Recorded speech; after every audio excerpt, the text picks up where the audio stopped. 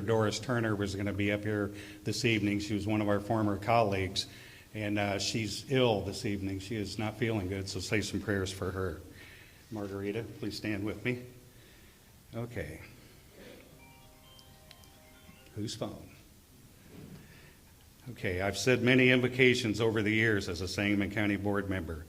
I have thought, prayed, and asked for guidance on this one from our Lord. Each month, this one's hard.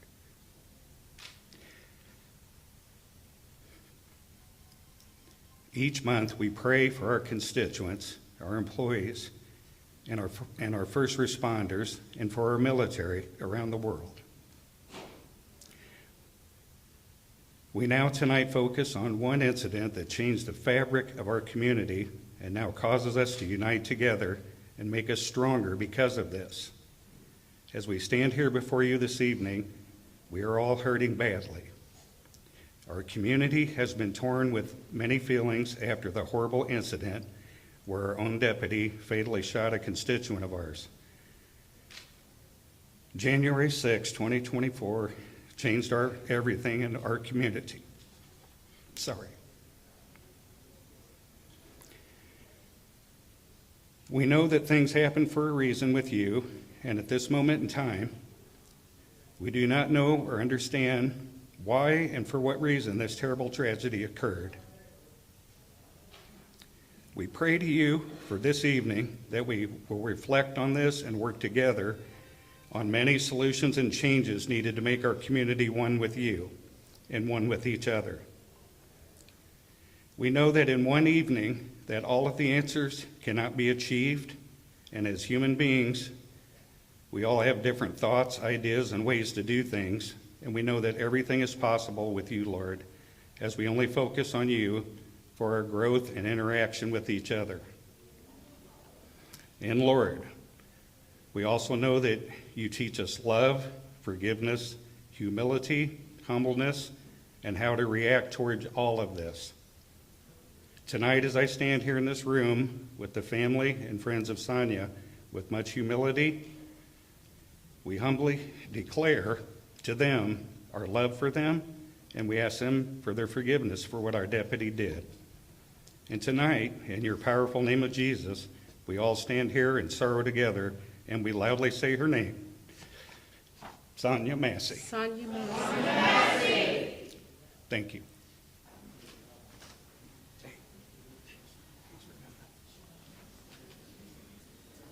Mr. Crowell.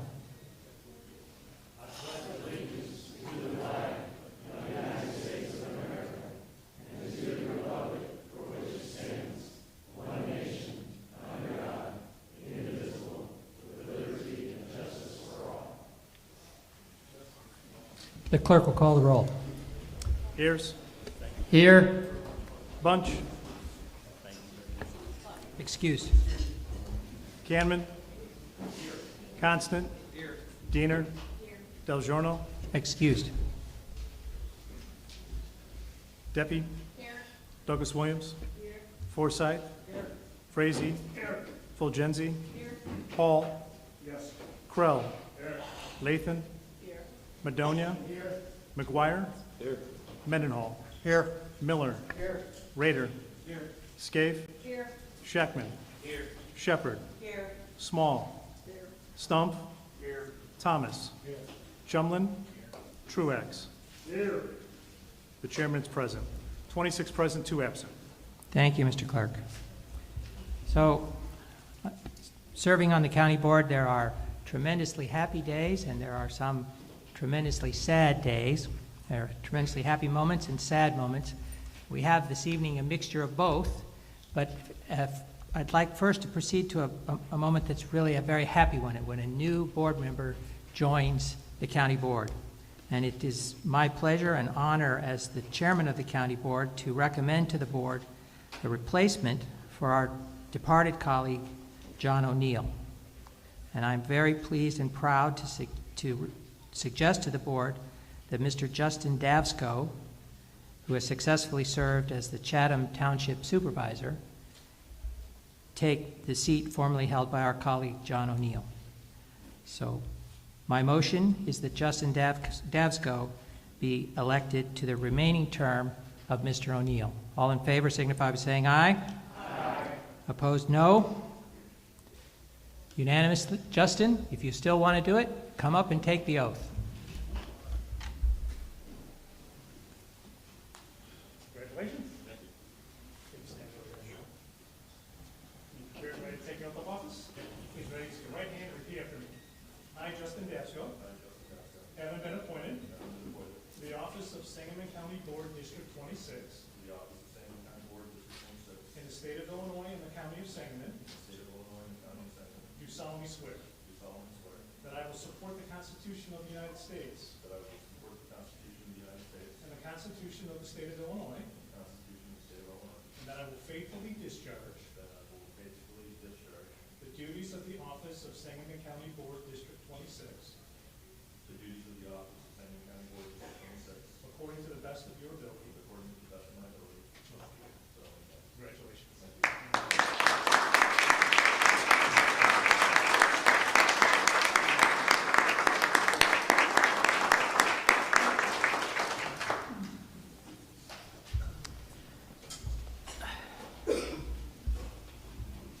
Just a few announcements before we proceed any further. For those of you who are thirsty, there is water at the back of the room. For those of you needing the facilities, there are facilities out on the hallway, either end, left or right. And if you would, please take a minute to turn off your cell phones so they don't ring as the night proceeds. Wonderful. All right. And now, the moment we've all been waiting for, the reason all of you are assembled here tonight. Our auditors have a report that they're going to give, and everyone is always excited to hear the auditor's report.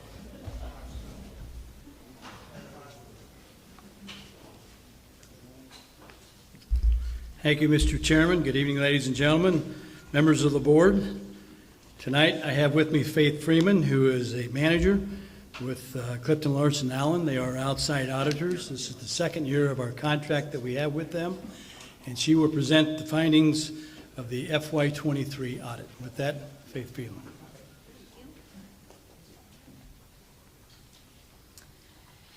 Hello, my name is Faith Freeman. I'm an assurance manager with CLA and have had the opportunity to work on the Sangamon County audit for several years now, and I'm here today to present the fiscal year 23 audit report. A little background on how the audit is conducted. The audit is performed using a risk-based approach, which means that time spent understanding and testing each audit area is determined based on the level of assessed risk.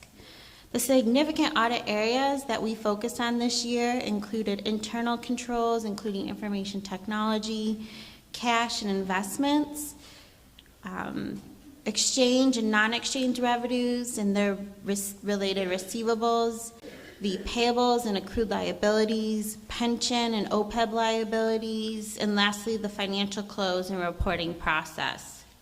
The audit deliverables, which are the reports that are issued, include the annual financial report, the governance communication letter, the government auditing standards report on internal controls, and the management letter. I am happy to report a clean, unmodified audit opinion on the annual financial report. This is the highest level of opinion one could receive.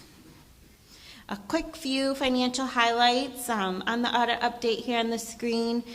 What we have here is listed as the county's governmental activities, the general fund, each major fund, and the aggregate non-major funds. The first significant item that you'll notice is the government activities unrestricted fund balance of $21 million. This is related to the net pension liability and related deferred inflows and outflows for IMRF. Last year, the county reported a net pension asset. This is a calculation that is completed by IMRF and reviewed by the plan's auditors, and the major swings from year to year are related to the projected investment income. The other item I would like to point out on this with the government activities is the net position increased $20 million this year, which is a good sign of a healthy financial position.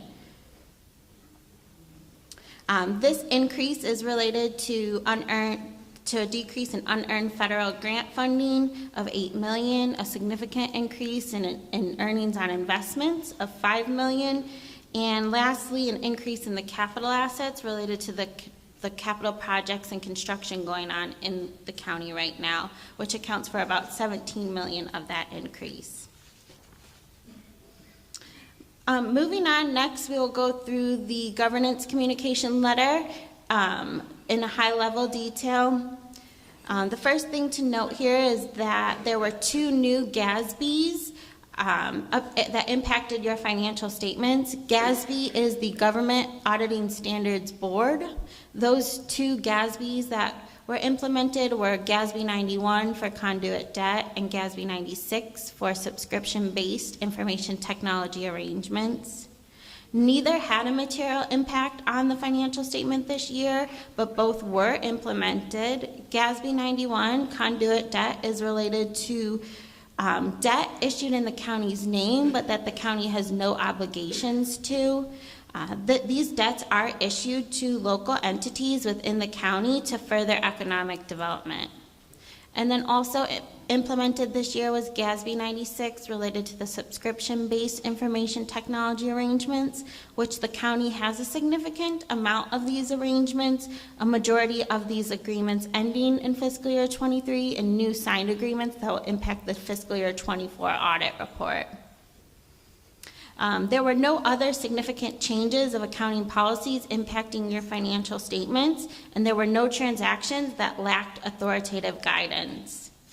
The significant estimates impacting the annual financial report include the net pension liability, total OPEB liability, the self-funded insurance liability, sick leave liability, and depreciation. CLA feels comfortable with management's estimates and considers all estimates to have a low level of uncertainty. There were no difficulties with management or no disagreements encountered. There were several adjustments in the audit process, those adjustments can be found attached to the letter, and some past minor adjustments. Also, you can find those attached to the letter. Nothing major here. Next, we'll quickly go over the report findings and management letter recommendations. The Government Auditing Standards Report on Internal Controls did report 2 financial reporting findings this year. The first one was related to material adjustments, which were required to be in accordance with generally accepted accounting principles.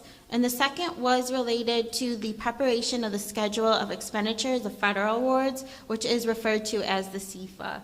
Again, nothing major with these findings, and these are pretty common, typical findings that we see.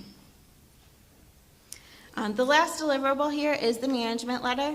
The management letter is used to report items that are not considered significant and therefore do not merit the attention of governance. These are just additional recommendations, and that included items related to prepaid expenses and transfers. I am happy to share that all of the items reported on the prior year management letter were addressed by the county in fiscal year 23. Also, I would like to mention that each one of these items that I noted were corrected through the fiscal year 23 audit as well. Lastly, I would like just to thank the auditor's office for everything they do to prepare for the audit and their help in accumulating the audit documentation needed. They really do a great job keeping things moving and providing the support and answers needed for us to complete the audit work. That is all I have prepared for you guys today. Does anybody have any questions? Any questions for the auditor? Seeing none, thank you very much. If anyone does have any questions later on, I can leave some of my business cards here. You can feel free to contact me or the auditor's office, and we would be glad to get you some answers. I appreciate all your time here today, and I look forward to working with you guys again in the future. Thank you. Thank you. So, just by way of explanation to our exceptional audience this evening, we we realized that this audit is an annual requirement. We have to do it. And we had the choice in arranging the meeting to have the speakers first and the audit later, but we have about 3 hours of speakers, and the auditor charges by the hour. So we thought it was better to have the auditor speak first and then the public comment. And speaking of that, it is our normal policy that public comment occur at the end of the board meeting. But we try to accommodate the public when they wish to speak on a matter that is before the board. And because we have an issue before the board that may be relevant to what some people wish to speak on tonight, we would like to arrange to go out of the regular order and allow our speakers to speak at the beginning of the meeting before the board continues with the meeting. So the chair would ask unanimous consent that we go out of the regular order and proceed to the public comment portion of the meeting. Is there objection? Hearing none. We will proceed then to the public comment portion of the meeting. Our rules normally require that members of the public who wish to speak to the board sign up a day in advance. And we have a number of people who have signed up in a day in advance. We have about 34 people who have signed up in a day in advance. And because they're speaking on an issue that's germane to a subject before the board, each of those people will be allowed 5 minutes to make their presentation. However, we understand that there may be some members of the audience who wish to speak who did not sign up in advance. And I think there is a sign-up sheet at the security table as you can't come in. And if those people who would like to speak who did not sign up in advance, if you would sign up on that, the sheet on the security table, we will accommodate you after the people who signed up in advance. And we just take people in the order that they signed up or that they signed up in advance. And just one more matter in terms of the order of speaking. We had understood that a member of the Massey family might want to speak this evening, but as of the start of the meeting, we hadn't heard. Is there someone from the Massey family who wishes to speak this evening? Okay, I don't see a hand. Very good. Then we'll proceed in the regular order of the people who have signed up to speak. And the first person who gets to be kind of the guinea pig through this process is Mr. Neil Young. Mr. Young, if you would like to speak, if you'd proceed to the podium here.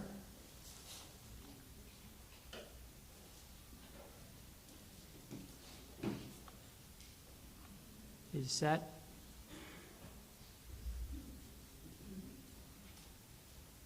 Mr. Young? Would you raise your hand if you're here, Mr. Young? Okay, I guess not seeing Mr. Young. We'll proceed to the next person who signed up to speak. And I apologize if I mispronounce names. McCain, sir? McCain, sir? M-A-K-A-E-N?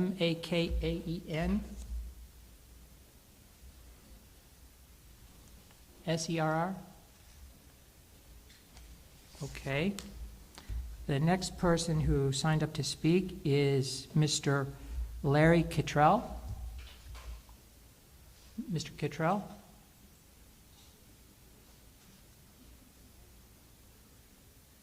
Are you Mr. Kittrell, sir? No? Okay.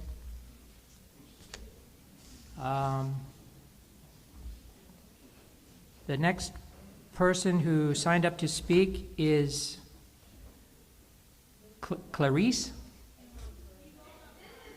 Oh, very good, Mr. Cottrell. Please come to the front of the chamber and here at the podium, and that way you'll be able to use the microphone. and thank you for being the guinea pig here this evening, the first person to speak. So we'll kind of walk you through it. If you would state your name and address for the record. Okay, my name is Larry Cottrell, and I live at 2333 South 11th Street. Perfect, and you have 5 minutes to speak, and I'll kind of signal you at 1 minute so you know when you're Okay, time. this won't take that long. You're not an attorney, I take it. What's that? You're not an attorney, I take it. No, I'm not. Yeah, it's only the attorneys that need more than 5 minutes. Go ahead, sir. I'm here actually to talk about an incident that happened with my son on July 21st here in Springfield, Illinois. My son and his friend were shot by an individual that should have not been granted a pretrial release. He was a violent offender. He had violated his pretrial release and was released again, and he shot my son and his friend. It was pretty bad, and I feel like the judicial failed my son that night. They're elected officials too. I think they should take more care in their duty to us as citizens and tax-paying citizens of Springfield. I agree with the referendum that the county sheriff, any elected official that forgets that their duty is to the people and they want to play politics, I believe that they should be able to be recalled. And that's it.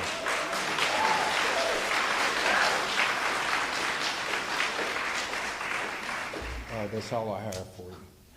Okay, thank you, Mr. Cottrell. Thank you very much.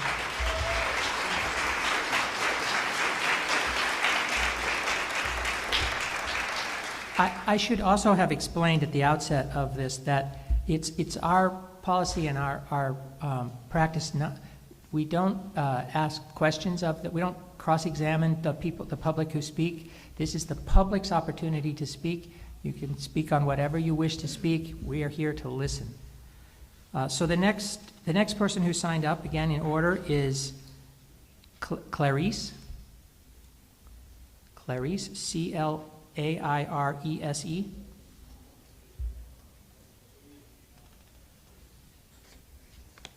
Okay. The next person who signed up in order is Briana Roberts. Briana Robert? Very good. Wonderful.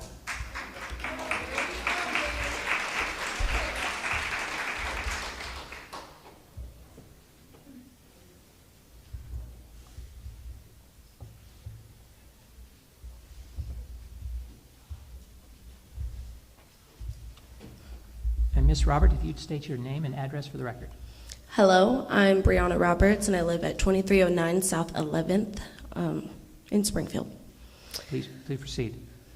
Okay. Distinguished officials, esteemed community leaders, and concerned citizens, first I want to thank you for allowing me to speak today.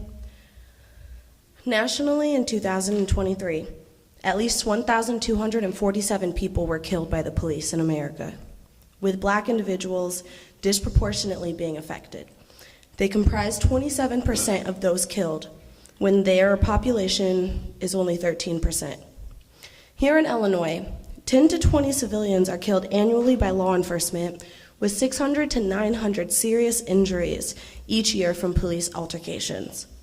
African Americans, who constitute roughly 15% of Illinois' population, are significantly overrepresented among those killed, making up at least 37% of fatalities in police encounters. These statistics come from mappingpoliceviolence.com. To address this, we must scrutinize and examine the financial decisions behind our law enforcement strategies. The Sangamon County Sheriff's Department has been approved a budget of roughly $22 million for the calendar year of 2024. However, significant portions of this budget are often dedicated to militarized vehicles and surveillance technologies, which rather essential areas like community policing or mental health crisis intervention training. In Springfield, recent budget allocations have prioritized advanced surveillance systems and armored vehicles. While some argue that these investments for public safety are necessary, They come at an expense of vital training, programs that could better equip our officers to handle tense situations without resorting to force. Instead of spending on overcompensation for lack of training, I propose redirecting portions of this $22 million budget towards vital training programs that will better equip our officers to handle tense situations. I suggest allocating funding towards comprehensive de-escalation training, cultural competency programs, mental health crisis intervention, and community counseling so we, the people, can monitor our police. Thank you. By focusing on these areas, we can foster a law enforcement culture that emphasizes protection, community engagement, and ethical responsibility. We have clear examples of other districts across the country where similar initiatives have resulted in positive outcomes. For instance, in Camden, New Jersey, which completely reformed their police department in 2013, focused heavily on de-escalation training. As a result, the use of force incidents dropped by 95% from 2024 to 2020. In 2020, the city reported no police-related fatalities, a stark contrast to previous years. Similarly, Eugene Police Department, Oregon, which operates the CAHOOTS, which stands for Crisis Assistance Helping Out on the Streets program, has seen remarkable success. CAHOOTS is a mental health crisis intervention program where trained professionals are dispatched to handle mental health-related emergencies. This program handles 20% of the city's 911 calls, which has led to fewer police interventions and a significant reduction in police violence. In 2019 alone, CAHOOTS responded to over 24,000 calls, saving the city an estimated $8.5 million in law enforcement costs. I also want to highlight in Minneapolis, the police department has begun implementing expanding cultural competency and de-escalation training following the tragic death of George Floyd. There is no real statistics on this yet because they haven't implemented it far enough to know what the impacts are, but so far it's showing that this is a good practice.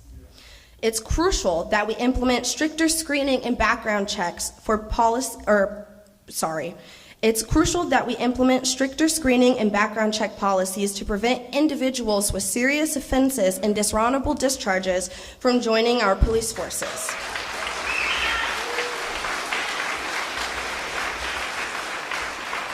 The presence of such individuals in law enforcement can lead to devastating outcomes.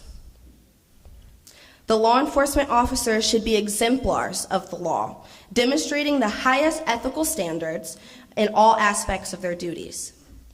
This is where more substantial investment in thorough screening and background checks can be implemented. I also am calling for full transparency and easily accessible documents on how funds are being spent. The public deserves access to detailed breakdowns of budgets, including, but not limited to, how much is being spent on new high-ticket equipment that pushes our police more towards militarization, where donation funds are coming from, and where those funds are being allocated, and a comprehensive public-facing report on all financial spending with percentage breakdowns and how it plans to use this money to grow the competency of sheriffs and police officers. Transparency is essential for accountability, and the community deserves to know how our tax dollars and donations are being spent. And finally, thank you. Finally, reallocating funds to enhance these areas not only improves the effectiveness of our officers, but also strengthens public trust. Transparency and accountability are key, and I call upon the county board members to push for strengthening laws around officer screenings, ensuring transparent budgeting, and reallocating funds to improve training.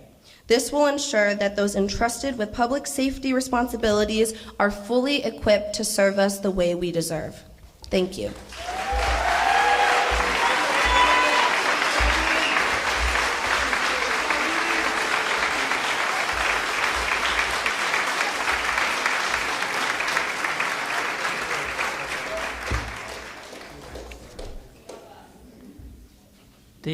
The next person who signed up to speak is Ryan Goodrich.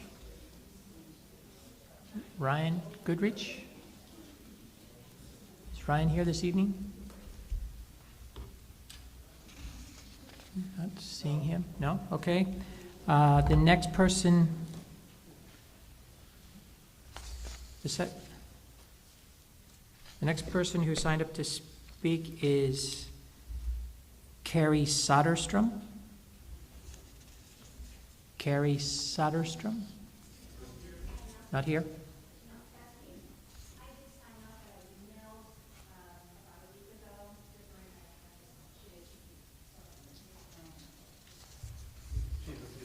Okay. Okay, very good. The next person who signed up to speak is Takitha Netters. Takitha Netters. Okay, the next person who signed up to speak is Ashley Bresnahan. Very good.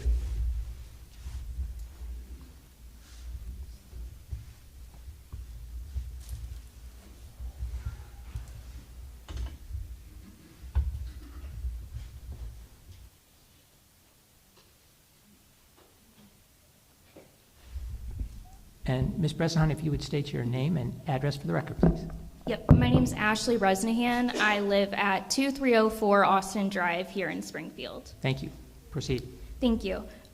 First off, I would like to say that I was really hoping I would not follow Bree.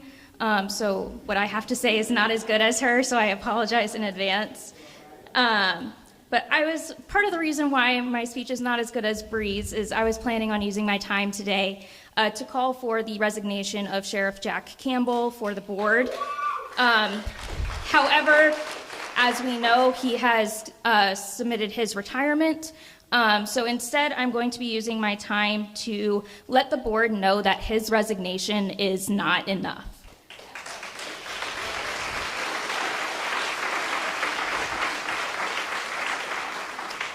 So I am asking for an independent investigation into the Sangamon County Sheriff's Department, as well as training to be completed by a third party. Sheriff Jack Campbell and former Sheriff's Deputy Sean P. Grayson are not the only ones responsible for Sonia Massie's death. To my knowledge, the other Sheriff's Deputy present on the scene of Sonia Massie's murder has not been named. Why hasn't this deputy been named? Why hasn't this deputy tried to de-escalate former Sheriff Deputy Grayson? And why hasn't this deputy been charged akin to the 3 other officers who stood idly by while George Floyd was being murdered by police officer Derek Chauvin in Minneapolis? I just said his name wrong, I'm sorry. These are some questions I would like to hear answered by an independent investigator. Sheriff Campbell has stated that former Sheriff's Deputy Grayson went against their own training. However, I would like to know what their training protocol is.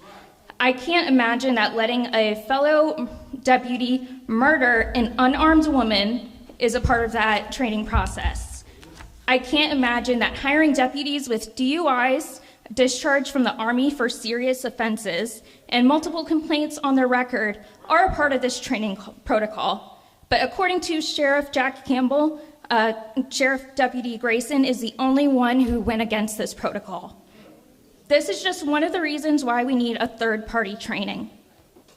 I would like to close my points today with a message to those who only care about money rather than keeping Sangamon County citizens safe and alive. The city and its taxpayers pay for lawsuits against the Sangamon County Sheriff's Department. If we do not reallocate our police department's funding to fund an independent investigation and third-party training, the Sheriff's Department will continue to have lawsuits against them as they have in the past. So why do we keep putting a Band-Aid on the problem instead of fixing the root issue?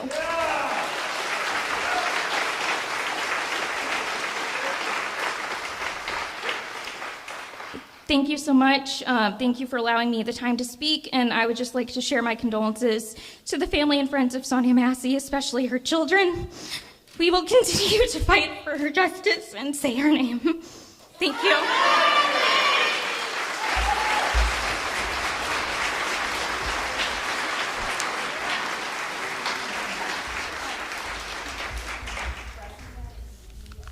The next person who signed up to speak is Ken Pacha.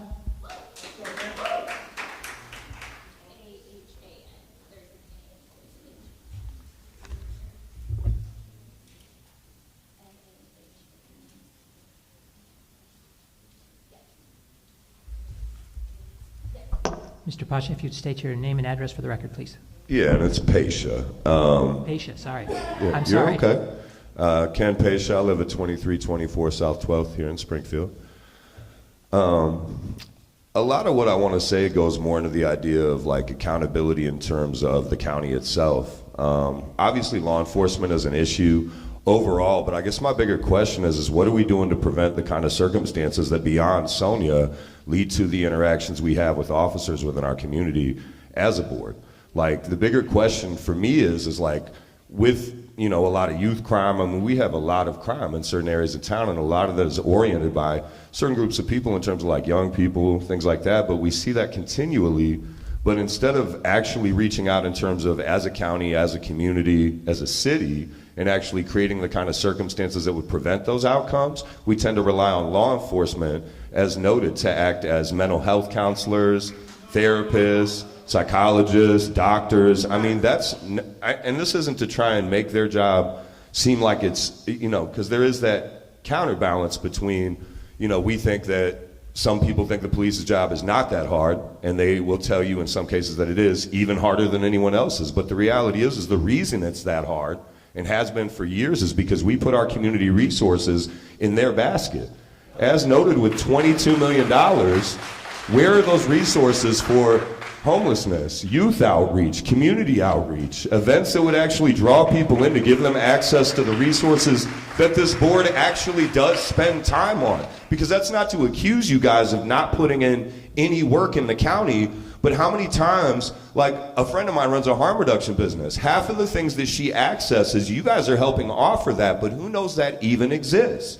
And a lot of times, instead of those situations being resolved by the existing resources or by reallocating resources away from that, we tend to pump more money into law enforcement and expect them to solve that problem.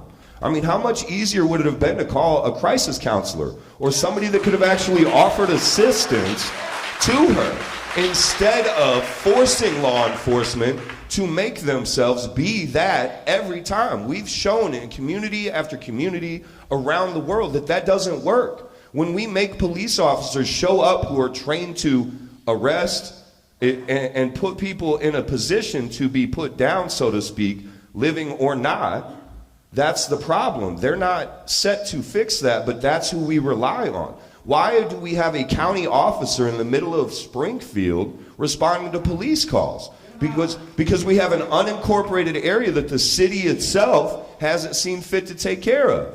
And instead, now we have to have a county meeting where police officers who don't even patrol the rest of the area around the patch now have to be justifiably responsible for that. That is a lack of attention and a lack of resources being allocated properly. And it's frustrating that we have to have hundreds of people show up for the murder of one of our own constituents when we could have solved that problem long before it got to that point. And then, touching on that, how did someone with a DUI get hired to drive around with a weapon and imprison people? Dude, I have a DUI. I can't even it's been 21 years since I had a DUI, right? 21 years, and there are still jobs that will not hire me because of that DUI. How in God's name did this guy get a job here? And I know you guys can't answer me necessarily, but that's a thought we should all have. There are crimes that absolutely disqualify you from employment out here in the real world, but somehow law enforcement, this guy, I mean, he drives around, right? Like, he drove up that night. I mean, I went a year without a license. We hired this guy at 6 police departments. I mean, what kind of hiring process is that?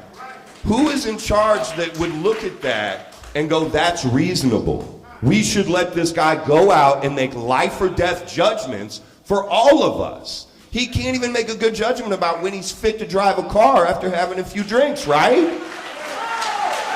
And yet, who does DUI enforcement in this county? That would be the Sangamon County Sheriff's Department, everybody. And yet we hired a department tasked with that? We hired a guy for that department that is tasked with that with the DUI? That doesn't seem bonkers?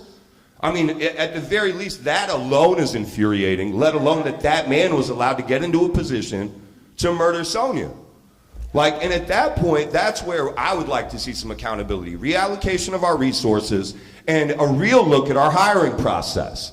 Because I'll tell you flat out, I've had to undergo quite a bit to get hired, and I've still lost jobs over DUI, still been removed from consideration for that, and I absolutely was not going to get to take away anyone's freedom, lock them in a cage, or threaten to shoot them in the face and then execute it. That's insane. And the kind of system that we have in place that would allow it needs to be, at the very least, taken a very strong look at. Because just one, can someone answer this just real quick? Who took a look at him and said that man should work for us, right? I wouldn't let it happen. And I think that's where, for me personally, beyond the law enforcement end, if we're going to talk about reallocating resources, it should go to things in the community that would prevent those outcomes in the first place. Just like Bree mentioned, like that's the whole idea. So I probably passed my 5 minutes. Yeah, so. Thank you.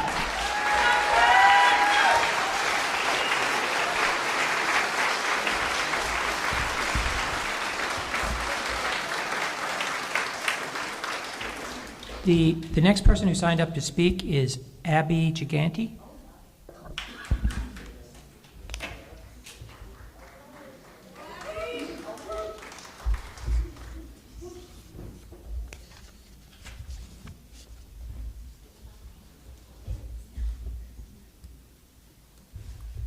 Ms. Giganti, if you'd state your name and address for the record. Yeah, Abby Giganti, 2000 Noble Avenue. Is the mic working? Yeah. Is this on? Can y'all hear me? Yeah, yeah. Woo! Okay. Abby Giganti, 2000 Noble Got it. Avenue, Thank you. Springfield. Thank you. First and foremost, thank you for allowing us to speak up here, but for the real reason is not the audit. It is to discuss what happened to Sonia Massey. Say her name with me. Sonia Massey. Okay. If Sangamon County never saw his paperwork, how much other paperwork have we not seen on other officers?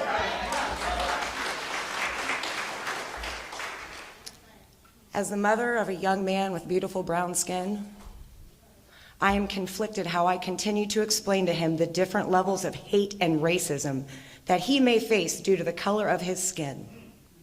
I do see skin color. I see its beauty and authenticity that makes up a human, which, by the way, black and brown are neutral and neutral is beautiful. What I have witnessed is the utmost disgusting police brutality, and the trauma that has been inflicted upon innocent lives is irreversible, and it has gone on far too long. Far too long. I feel robbed of unity, safety, and trust because this man made it through multiple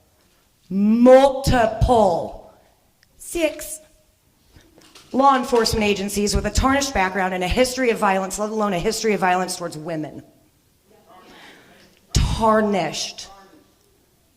But that didn't matter because we hired him anyway, and his paperwork never made it to y'all's desk. Then he made it to a high-standing position as a Sangamon County deputy. I can say with a firm belief that I no longer trust the process.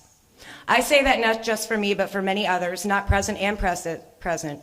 We don't trust your process. We are scared. We are peace. We are different. We are here to tell you we will not back down from change and reform. We will not back down until justice is served to its utmost fullest. Too many lives have been destroyed because of Sangamon County's negligence. Sonia Massey mattered. Her family mattered. Humans matter.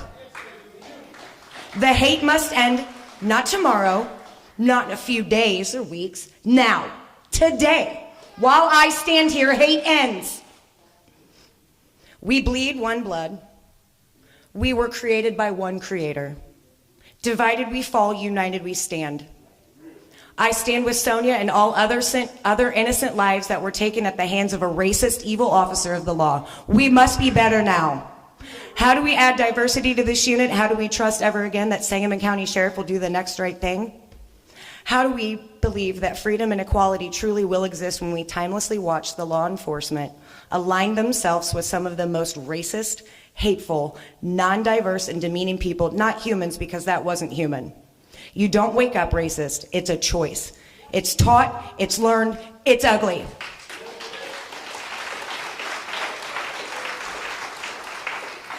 As I always tell my students, no thank you. Be better, do better, period.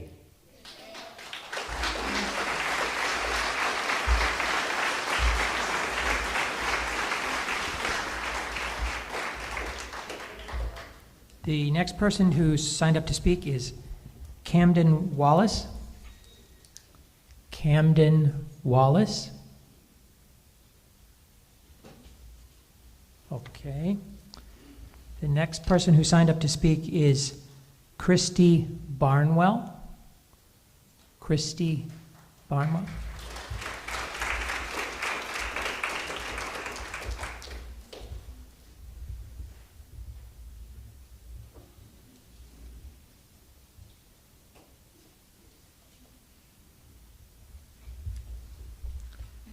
And Ms. Barnwell, if you'd state your name and address for the record. My name is Christy Barnwell. My address is 7575 Roberts Road. I'm a resident of District 29, and I've lived in Sangamon County for 14 years. I'm also an activist with Springfield Families for Ceasefire. We're citizens who believe in the importance of social justice, both globally and locally. And when we learned of Sonia Massie's murder, we agreed to collect letters on behalf of fellow citizens demanding a full investigation into the Sangamon County Sheriff's Office. Yesterday, we dropped off hundreds, around 500 or more, letters signed by Sangamon County citizens calling for a full investigation into the operations of the Sheriff's Office. The letter reads in part, as additional details have been released since Ms. Massey's murder, it has become increasingly apparent that the Sheriff's Office and the Sheriff himself should also be investigated carefully, and additional answers are needed. Who hired Sean Grayson, and why were his record of employment, disciplinary history, and past DUI history not sufficient to prevent his hiring? Why is the Sheriff's Department hiring deputies with questionable employment history, and how common is this practice within the Sheriff's Office? What steps will the Sheriff's Office take to correct these systemic problems going forward, and why has Sheriff Campbell not taken accountability for the poor leadership and lack of discipline under his authority? The letter also notes that Sheriff Campbell has failed in his responsibilities to Sangamon County residents. He has purchased an additional armored vehicle, which residents rejected as unnecessary and dangerous. He has refused to perform his responsibilities to enforce state laws regarding automatic weapons because he didn't like the rules. And there have been far too many reports of people in custody in the Sangamon County Jail who have died by homicide or neglect or have been abused and harmed under his poor leadership. We have additionally sent a copy of the letter via email to the Department of Justice, the Governor's Office, and to this board. While it is good news for Sangamon County that the Sheriff has finally announced his resignation, it is not an end to the problems with the Sheriff's Office. The office which gave Sean Grayson a badge and a gun is the same office that produced Jack Campbell and other members of his leadership team to begin with. An extensive investigation into the day-to-day practices of that office generally and of Sheriff Campbell's culpability remain necessary. It is also this county board which has rubber-stamped Campbell's recommendations for hire. It is the county board which approved the expenses for the wholly unnecessary and wasteful purchase of an armored vehicle despite citizens organizing to oppose it in 2021. Many of you on this board will undoubtedly think these issues are unrelated, but I think evidence has already been demonstrated that they are. I assure you they are not unrelated. In Sangamon County and the greater Springfield area, community relations with police have long been strained. Racial segregation, growing income inequality, the over-policing of black and poor neighborhoods, these all contribute to the distrust and fear of all law enforcement agencies in the area and erode people's trust in community institutions. If you have not taken an active role in addressing these problems, then you are responsible for them.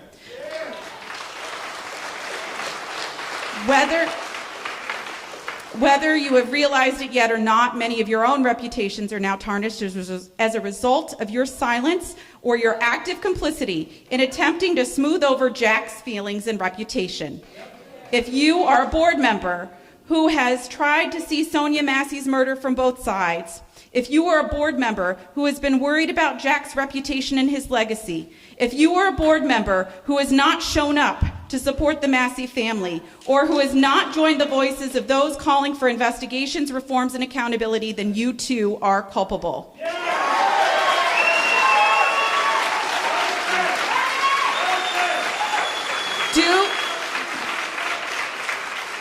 Do your part and examine your own roles as board members and consider what part you have played in failing to provide meaningful oversight into the sheriff's office. Do your part as elected representatives and demand further investigations into Sheriff Campbell's practices and the policies and procedures in place. Do your part to institute processes for the removal of dangerous and negligent elected officials. Do your part to review the work of your committees that have allowed egregious practices to go unexamined. Do your part to serve Sangamon County citizens justly, fairly, and equitably. Do better.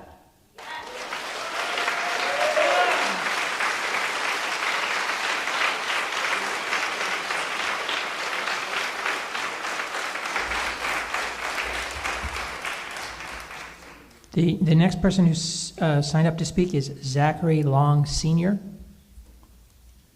Zachary Long, Sr.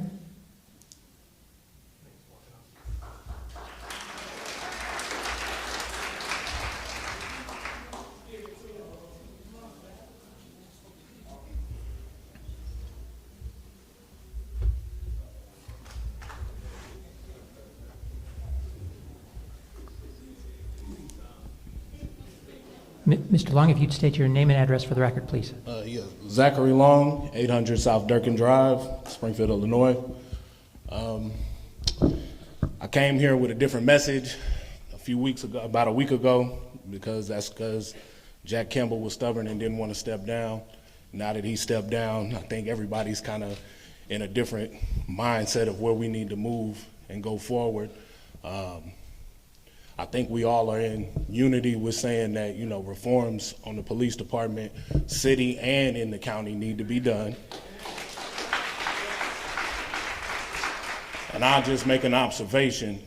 I see all of the diversity in the room today, but there's no diversity on this Sangamon County Sheriff's Department. There's two officers of color and a woman. And that's known practice to hire women alongside with black people because they are considered a minority as well. No offense to any woman. Y'all stand with us too. But I'm just saying, how can we trust y'all when look at the room of diversity and your own police department ain't diverse? To come into our communities of color and diversity and really sit and make sure that we are safe to the fullest extent. What happened to Sonya Massey, and I'll say it again, say her name. Sonya Massey! That was a murder. And to sit here, kind of to piggyback off of what the last lady just said, this has been a practice since Abraham Lincoln was running in town. Because police was slave catchers. That's what they were. So when it comes down to it, everybody that says back to blue, really do your research of what you backing. Because it's still laws on the books today in the state legislature, on the state constitution, that back slave catching laws. And that goes on in every state. But we're just supposed to be in 2024, and we're past that. Nobody owned slaves. Nobody did that. But when we see things like Sonya Massey, the things that happen in Macomb, why is it that every time a police officer goes into somebody's house of color, or even just walk up, the first thing you want to do is grab your gun?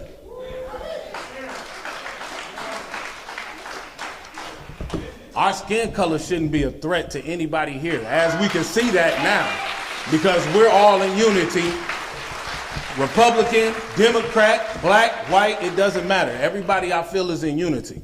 And to the district members that are on this board, the county board members that did not speak up on behalf, Abe Forsyth, I think you're in one of my districts. I think you are. You didn't speak up, sir. And that's a damn shame. This isn't anything political. This is about morals and what's right. Because I'm pretty sure every one of y'all that went home that didn't vote against that went home and saw that terror that was in that woman's face when that man pulled that gun out and blasted her in her face. And I know y'all went home and talked to y'all's families about it. And if somebody didn't talk to their families, I know somebody that knows your family talked to your family about it. This ain't even about a political thing. So for any Republican board member and for Jack Campbell to come out here and say this is a political move, shame on you. This is about morality. This is about standing together for the greater good. Because God forbid, let it be somebody come up in a white man's house as a cop, a black cop, and shoot a white man. And I'm not saying anything like that should happen. But we already know what would happen in that standpoint. The deputy on side of that officer would have arrested that black officer. No questions asked. We have to come together like we coming together in this. This is not even dropping a bucket of the people in the community. We tired. We are tired. But it's our job to keep putting pressure on their neck. It's our job to keep putting pressure on these county board members because that matters. 2024 coming up, there's an election. 2026, there's an election. You want change in this community? Damn the president. We talking about right here in our own community. Everybody need to get out and vote. If you 18 and older, get out and vote. Because trust me, Abe Forsyth, we coming for your seat. Because I done already backed the lady that's coming for your seat. You on up out of here anyway looking half asleep. But anybody else that ain't on board with what we trying to get on board with as far as getting reform and the proper stuff to get on board, you're going to get voted out. We're not going to keep on just letting y'all do what y'all want to do. Having y'all sit over here run unopposed because people don't understand. Yeah, so if you want to call us woke, I'm damn woke. 24/7. Because ain't nobody gonna pull the wool over my eyes and any of my constituents or community's eyes if I can't help it. Because I'm gonna get out and try to educate as many people as I can. Because these laws matter. Just like Sonia's life mattered. There's no reason why there shouldn't be social workers alongside with these police officers. Not every call deserves a gun.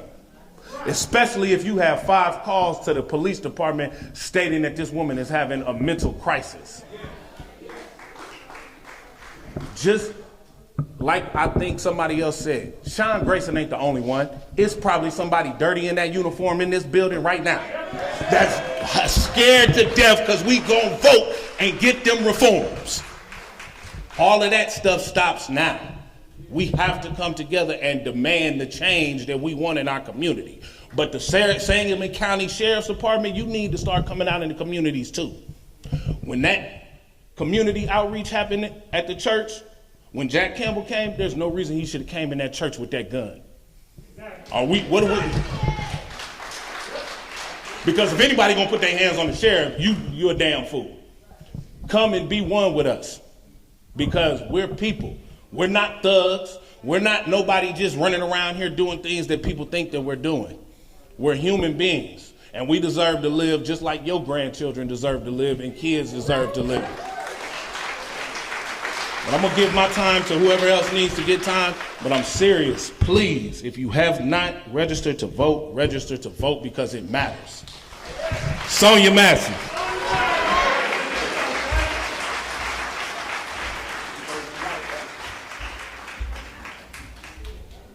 The next person who signed up to speak is Savannah Saltzgaber. Okay, thank you. The next person who signed up to speak is Don Hanrahan.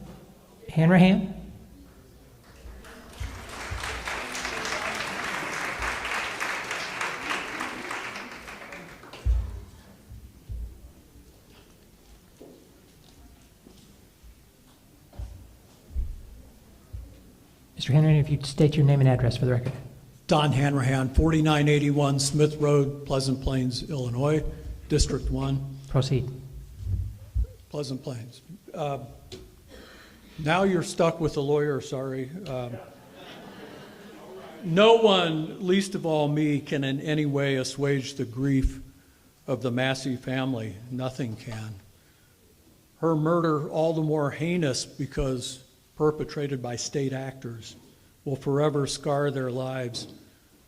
And I want to say I'm sorry, very sorry, but sorrow is just a platitude unless we, the people of Sangamon County, unified in our horror at the policing we paid for, do something to assure it's never to happen again.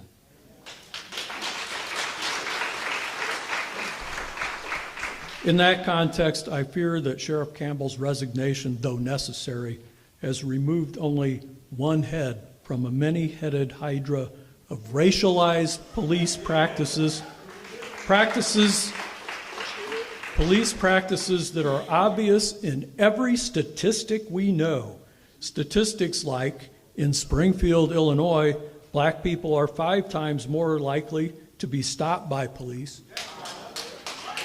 And when they're stopped, they're 3 times more likely to be searched, legally or not. Statistics that you can see any day of the week at the criminal docket call at the county building. Statistics you can see any day of the week in our very own county jail. The problem is that Sheriff Campbell is just the embodiment in a nutshell of a particular police culture that has to go. This is the culture that considers a mine-resistant, ambush-protected tank as an appropriate tool for policing the community they're supposed to protect and serve. But instead, they view it as some kind of an occupied territory, I suppose. That's the culture I'm talking about that has to go, and it won't walk away with Sheriff Campbell. It's a culture that says when we, the people, pass laws demanded by 3/4 of the population, supported by almost everyone, like banning assault-style weapons, the sheriff who disagrees with it can wrongly decree the law unconstitutional and instruct his deputies not to enforce it in violation of his oath, very similar to the oath you heard first today. That's the culture we have to end. It's a culture that compelled him to publicly make material misstatements of fact about this state's first attempt at transformational justice, the Pretrial Fairness Act, because the sheriff supported guilty until proven innocent for poor people who can't afford bond, who are disproportionately black. The sheriff resisted transformational justice, and that culture, the culture of policing that resists transformational justice, it's time for it to go. It's a dinosaur. It's a culture that spreads wider and farther than just the Sangamon County Sheriff's Office. It's a culture of jump out boys in Springfield. We've seen the videos. We heard the compelling, eloquent words of a distraught father in the city council chambers. It's a culture that views an alleged failed taillight or a dark tent on one side of town as a blank check for a stop and search, but that's totally ignored on the other side of town, or maybe the subject of a polite warning when the window comes down and reveals a face that looks like mine. Maybe not mine anymore after tonight. My point is that, I came here to talk about trying to get the sheriff to resign, but that all changed. And so aside from making noise and pretending to fix gaping wounds with a Band-Aid by maybe adjusting a hiring practice here and there, though boy howdy, I think we do need that, we must today vow to analyze the entire culture at issue and be prepared to bring the kinds of change that Ms. Roberts talked about, that Professor Barnwell talked about. We have to analyze that entire culture and make a change so that our communities feel less like an occupied territory and become truly protected and served. A future where Sonia Massey would get the help she called the police for instead of a bullet.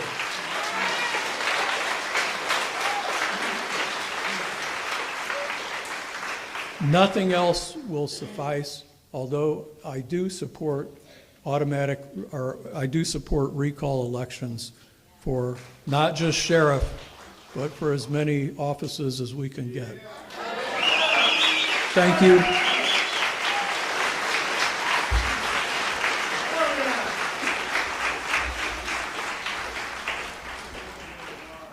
Mr. Hanrahan, let the record reflect that for a lawyer, you did very well with the time.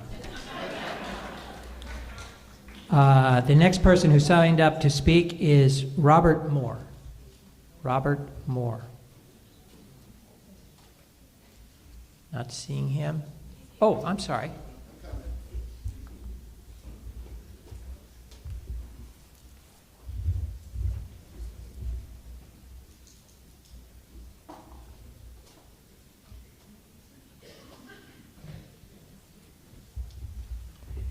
Mr. Moore, if you'd state your name and address for the record. I'm Robert Moore, 3709 Kingsley Drive, Springfield, Illinois. Thank you, sir. My mom always told me, when you come to speak, always bring something to leave. So I'm bringing something to leave with you today. I am the chair of the Criminal Justice Committee for the NAACP, Illinois. And in 2014, the Illinois chiefs came to the NAACP after the riots in Ferguson, Missouri. And they asked the question, what can we do to make sure that Fergusons don't come to Springfield, Illinois? They asked that question of us. And we came together, the Illinois chiefs and the Illinois NAACP, we came together to ponder that question. And ponder the question and saying, what can we do? What can we really do to have police stop killing our black men and black boys? And what can we do to move forward? And for the last 7 years, we have been moving forward. We came together and we adopted a set of principles, which we're going to leave with you today. 10 principles for building trust within our communities. And we have been exceedingly successful in dealing with the police departments, not the sheriff department, but the police departments across the state of Illinois. And the 10 shared principles of which we jointly developed, number one, that we value life. That's the number one principle that we adopted. And the one that I'm going to show you today is signed by Mrs. Perwinkle, Cook County. Cook County Board of Commissioners signed this principles before any incidents like Sonya Massey occurred within their community. The number 10 principle say that we will practice de-escalation. Value life, number one. De-escalation, number 10. Did that happen in this case? No. Did we value life? No. So we're coming tonight to ask the board to adopt these principles.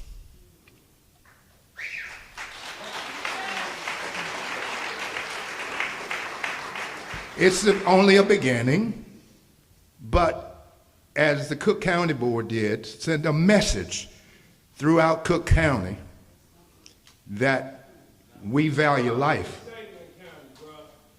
I understand this is Sangamon County. I understand. But we have to start someplace. We have to start someplace. And the only way that we found that we're going to make progress is we have to be at the table. We have to be at the table to bring ideas. We have to be at the table.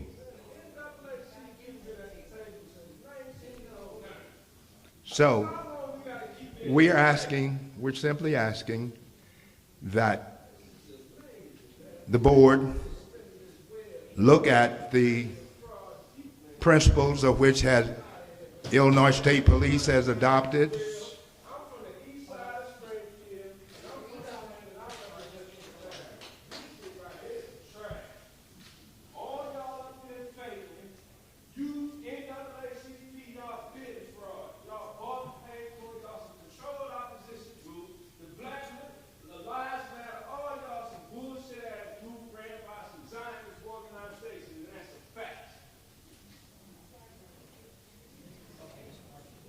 So, as I said, that the 10 principles, it covers just about everything that you could think of.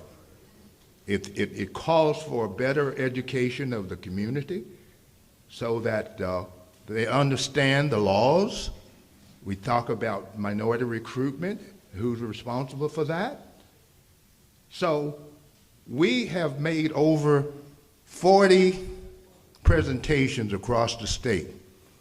I travel with the Illinois Chief's Executive Director, and we make joint presentation to the citizens and the police. The Illinois State Police has adopted the principles. They are in the State Police Academy. They are in the academy. So we made some progress. We made some progress. And we just want to bring this to your attention because we got to start someplace. And you've got to rebuild a trust in Sangamon County. You've got to build trust. Without trust, there's nothing. So we just want to leave this with you, Mr. Chairman. And finally, I think that the issue of recall, it might be something that the county has to look at. Might have to look at that. Thank you. Thank you, Mr. Moore.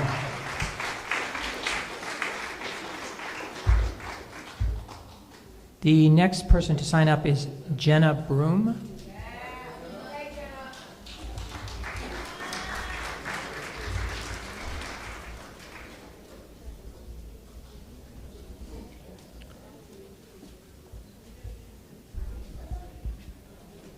And Ms. Broom, if you'd state your name and address for the record.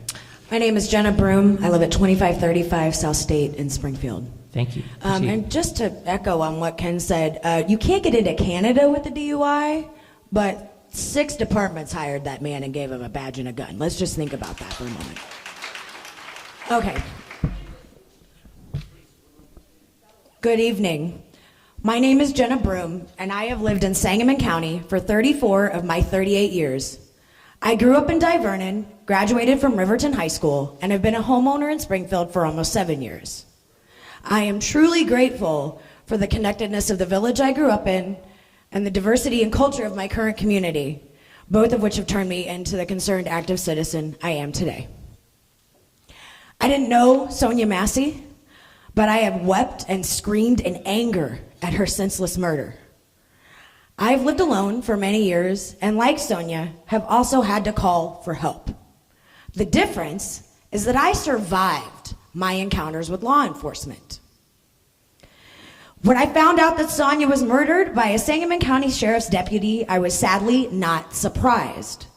This is the same department led by a man who believed that a military tactical vehicle was an absolute necessity, reversing the practice of his respected predecessor for some reason.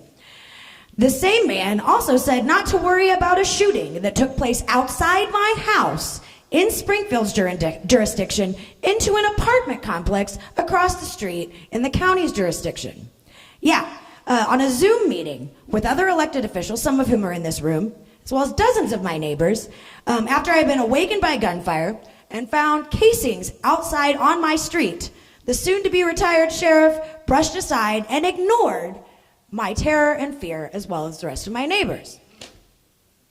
Coincidentally, the mission of the Sangamon County Sheriff's Office is to enhance the quality of life in our county by working in partnership with the community and in accordance with constitutional rights to enforce the laws, preserve the peace, reduce fear, and provide for a safe environment. Now, as we have heard and we have all seen, that clearly is not the case, and the department is quite frankly failing that mission. Jack Campbell gets to retire without ever accepting his own culpability in the murder of Sonia Massey, and that will be his legacy. That is his legacy. I am determined to make Sonia Massey's legacy one of positive, meaningful change. The following steps should be taken by the board.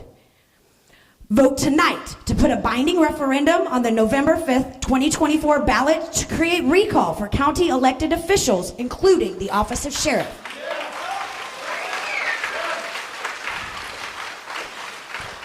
A change in department jurisdiction. Any unincorporated areas of Sangamon County that are surrounded by the city of Springfield will be served by the Springfield Police Department and not the county. A 10% reduction of the Sheriff's Department's budget. A complete third-party investigation and audit of the department, jail, and all Sheriff's Department employees, including background reviews, to be released to the public upon completion. And immediate implementation of any changes recommended based upon the investigation and audit. Now is the time for drastic, impactful action to ensure that the citizens of Sangamon County do not fear those who are meant to keep them safe, and that they will not be harmed by those with badges and weapons. Not later, not next year, not after the next election, now. To the board, I am grateful to those of you who have spoken out in support of Sonia Massey and her family. And I am ashamed of all of you that have remained silent. If you haven't looked behind you, you should, because you will see that your constituents demand change.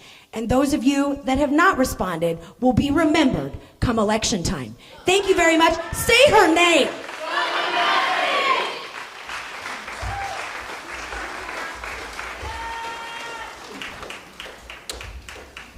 The next person who's signed up to speak is Aaron Tippett.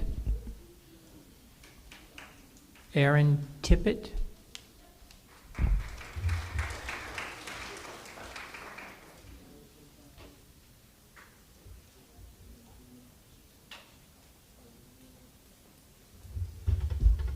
And Ms. Tippett, if you'd state your name and address for the record. My name is Aaron Tippett, and I live at 1530 South 4th here in Springfield. Ms. Tippett, maybe move the microphone up just a little bit there. Or, yeah, okay. All right. The truth is, my voice is not the voice that you should be listening to right now, so I will make this brief. I'm a white woman. The system was made to protect me. But I also know that when a white woman gets upset, people in power listen. Let me say, I am upset. The harm and distrust sown by the Sangamon County Police Department towards the black community here is disgusting. Sonia Massey should be alive today. Instead, Sean Grayson, a nepotism hire, looking at you, Jack Campbell and Scott Butterfield, a nepotism hire with a history of misconduct, murdered her after she called for help in a mental health crisis. Sheriff Campbell begrudgingly retiring after intense pressure from even the governor is not enough. You, the board, and the Sangamon County Police Department owe it to this community to clearly, publicly outline where errors were made by all involved that could have prevented this tragedy. You owe it to this community to make a public, dedicated, community-oriented plan for improving not only hiring processes, but training, community involvement, and reparations. Sonia Massey deserved better. Do better.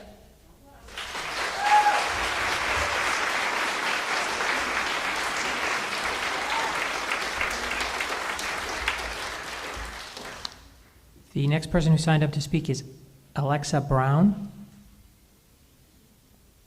Alexa Brown. Okay.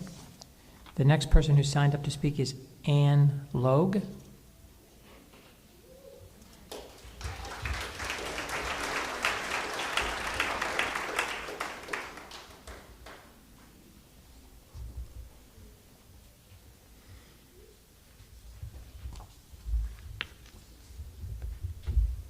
Ms. Logue, if you'd state your name and address for the record.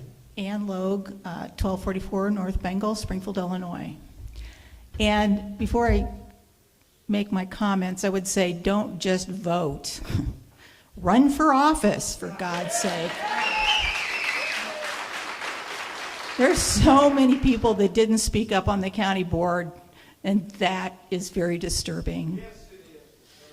And I support the referendum that's being proposed. And I also think that Bree's comments should be put on record and taken by the county for good advice.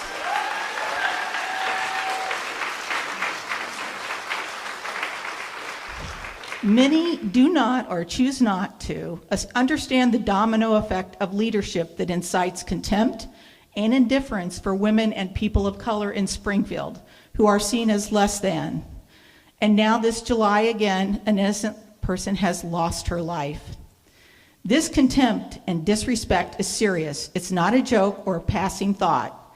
This way of ingrained thinking has become weaponized, materialized in neglect, assault, and in the end, murder. Leadership and people in the community that dismiss this bigotry and deny it by staying silent become a party to those crimes. We all know that to stay silent is, in the face of injustice, is to perpetrate the crime. This diseased underbelly is blatantly revealed when those fellow citizens among us embrace bigoted rhetoric in our national leadership. Depraved indifference and refusal to look at how deep these consequences go hurts us all. It is past time to hold a microscope on the mindset and processes that have allowed events like the murder of Sonya Massey to occur. She was bending over with her hands in the air, and he shot her in the face. What kind of monster does that? Sheriff Campbell says he has no idea how this happened. This statement clearly illustrates why he was asked to resign. Clearly, what is currently in place is to screen out, we need to screen out ticking time bombs like Grayson. And right now what we have is not working. These officers are charged with protecting us. The trust is now completely broken. Take responsibility for this. Continue to utilize outside professionals who have studied this problem and have solutions like Bree talked about. So again, don't just vote, run for office. Thank you.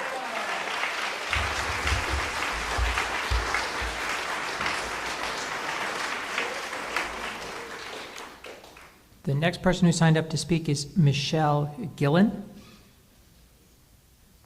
Michelle Gillen. Okay. The next person who signed up to speak is Sheila Ryan. I am here tonight, but there are many in this room whose voices should be heard over mine tonight. So I stand unreservedly with Sonia, and I wish to turn the time over to them. Okay.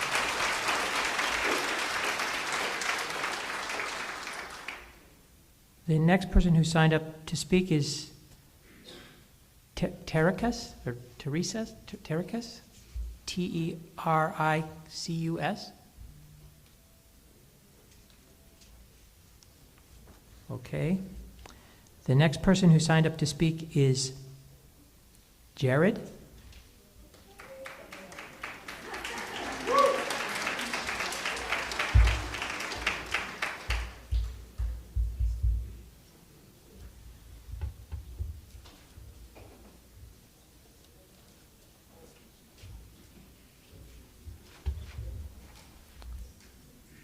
Jared, if you'd state your name and address for the record, please.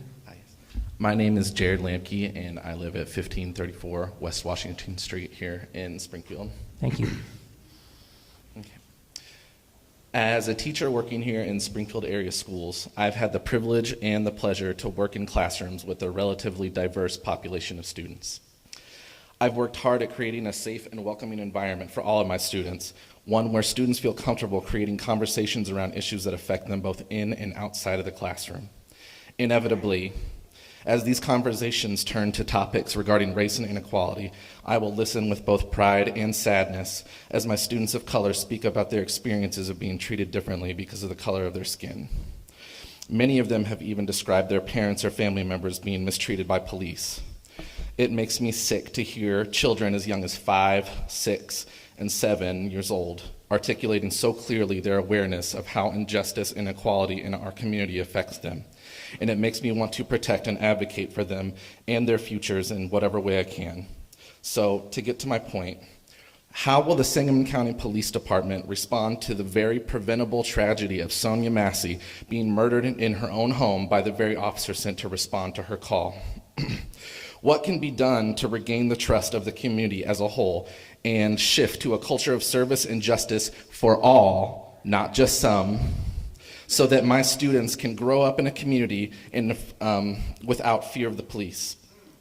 I believe that before we are able to move past this terrible and preventable tragedy, the law enforcement agencies that serve the Springfield area must show that they are willing to take responsibility and accountability for the inequitable manner in which they police our neighborhoods, as well as make a commitment to changing the structure and culture within their departments. Sorry, I lost my place here. Within their departments that contributed to these failures. Specifically, I believe that a shift to a more community-centered approach to policing could be the solution to helping our community heal and ensuring that a tragedy like this one that happened to Sonia and her family never happens again. Community policing, as Bree described, and as described by the U.S. Department of Justice, emphasizes proactive problem solving in a systematic and routine manner in which agencies work alongside members of the community they serve to develop solutions to the immediate underlying conditions contributing to public safety problems.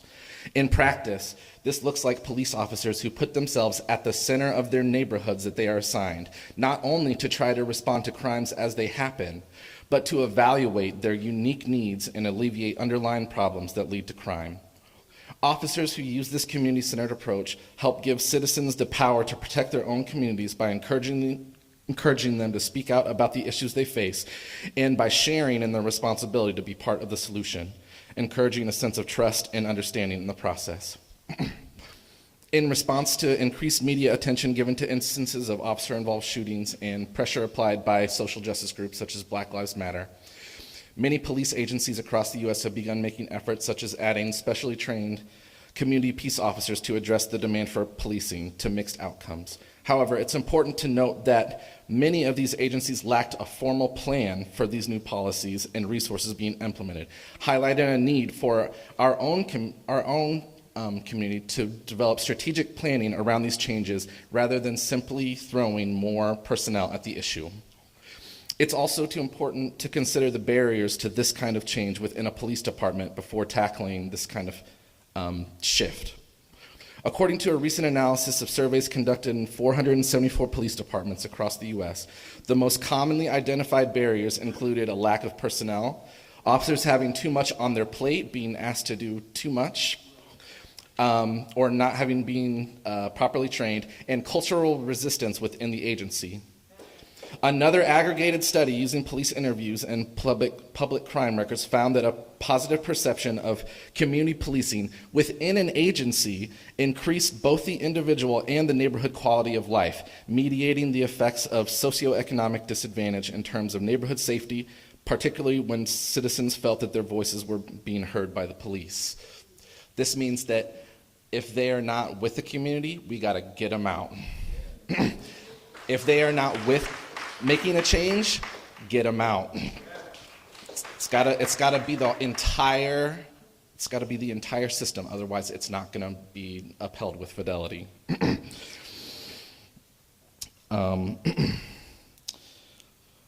So in addition, they also found a strong negative correlation between the number of levels of command and positive community outcomes, highlighting a need for a flattened leadership hierarchy within the policing organization in order to succeed in this type of policing.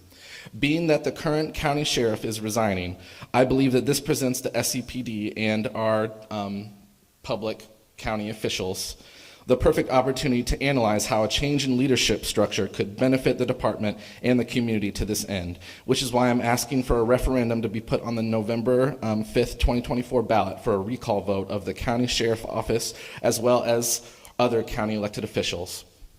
So to summarize, these are the steps that I believe that the Sangamon County Police Department and all related law enforcement agencies should take to show that they are committed to addressing the concerns of the community. 1, a change in leadership across all aspects of the department that reflects an effort to eliminate cultural resistance within the agency to implementing policy changes that will directly benefit our community, and i.e. community policing practices. Working together with the community members and agencies to create a formalized action plan to adopt and implement community policing practices and to disseminate them to the communities for transparency purposes. Also, restructuring of current organizational hierarchies and allocation of personnel in an attempt to adjust to the demands of this kind of community policing.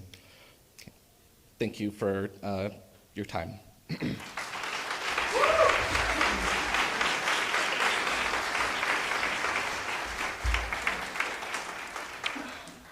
The next person who signed up to speak is Kaylee Freeman. Kaylee Freeman? Okay, thanks.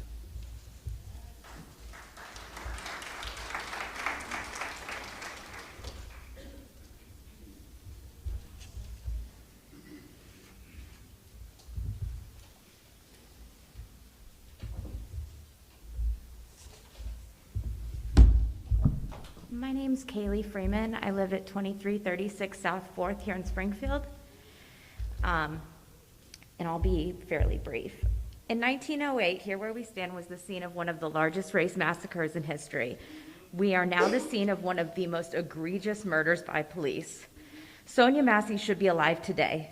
And if John Campbell, we're using legal names that you can look up on the police registry, and Wesley Wooden did their jobs, she would be. John Campbell prefers to hire family and friends, which he has been open and honest about. Mr. Grayson got a job because of that. How many more unqualified but well-connected hires has the sheriff's office made? Wesley Wooden investigated Mr. Grayson after he harassed a 17-year-old, but he failed to hold him accountable.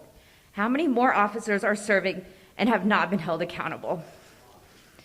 John Campbell has been very concerned with acquiring more military equipment.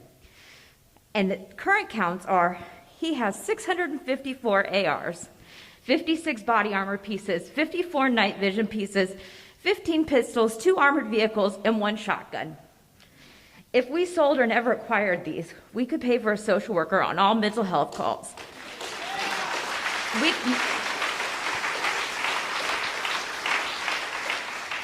We could also pay for adequate training for officers. Mr. Campbell and his officers have not even proven that they are safe to carry pepper spray. Yet here they stand armed while the community begs for safety and mourns for the loss of a woman who only asked for help. Sangamon County Sheriff's Office has cost the taxpayers at least $2.8 million in settlements since 2007. This does not include court fees or lawyer fees. We as taxpayers deserve better. Why are cameras being turned off by officers?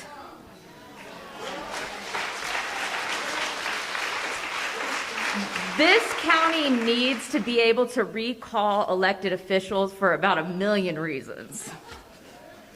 All current and future officers should be reviewed by an independent citizens committee.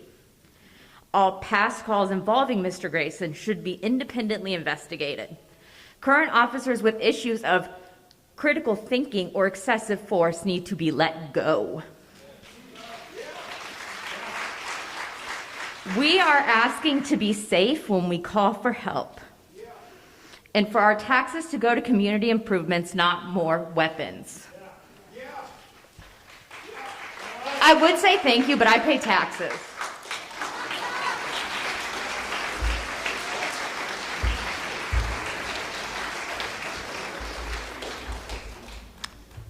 The next person who signed up to speak is Nick Dodson.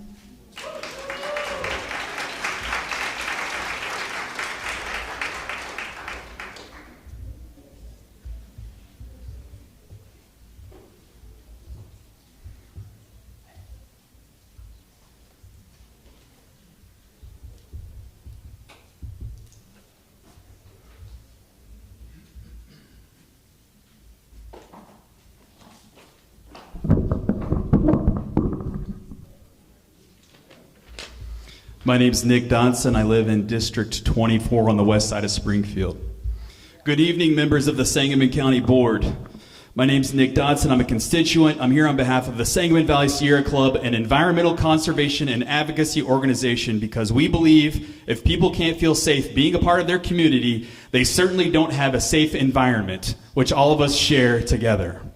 Our community is grieving over the tragic and unnecessary loss of Sonya Massey, who was murdered by an officer of the Sangamon County Sheriff's Office. While the officer who murdered Sonya has been relieved of duty, and the sheriff is now resigning, or rather retiring early, after 30,000 people publicly called for his resignation, including the governor, I am here to remind everyone that these are only the first steps on a long path towards justice. Today, I'm calling for 3 specific actions from the board. Some of these are going to sound familiar. An independent investigation. We deserve an unbiased, independent, public investigation into the deficiencies and comprehensive review of the hiring processes. We need to understand what led to the employment of such an undesirable and dangerous public servant, such as explain the process of the Deputy Merit Commission, as this group of 5 individuals is appointed by the sheriff and is charged with the testing and eligibility of the deputies and corrections officers. What did the merit group review of Grayson look like? Number 2, reallocation of resources. This is a common theme, gang. The public has spoken and does not trust the institution of the Sangamon County Sheriff Office. Reallocation of resources should be a serious topic of conversation, as there are a minimum of 12 police agencies in Springfield and Sangamon County.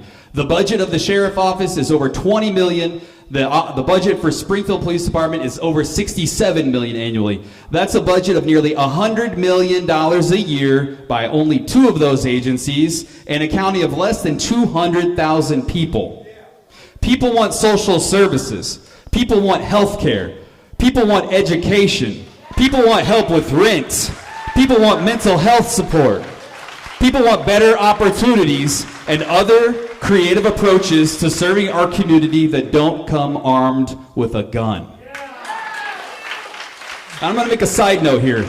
There's about 300 people here. There's maybe 10 or 15 cops here. How many mental health crisis people are here in case one of us has a hard time and needs to talk about it outside? We don't all need responded with a gun, okay? Sometimes we just need help. Number 3, ongoing community involvement. Finally, I urge the board to support a referendum on the ballot on November 5th election to create an opportunity to recall for the office of county sheriff and any other county elected official the public deems necessary. That's democracy. We need a commitment to an ongoing platform where residents can voice their concerns and work collaboratively with the local government to shape policies that prioritize safety, justice, and respect for all.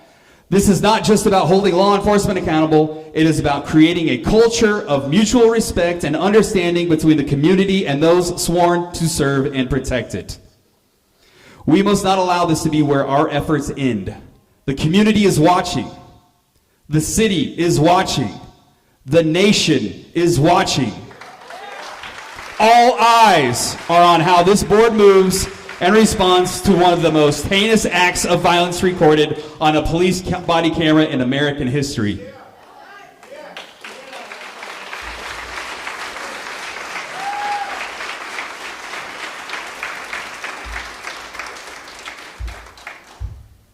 The next person who signed up to speak is Vanessa Knox.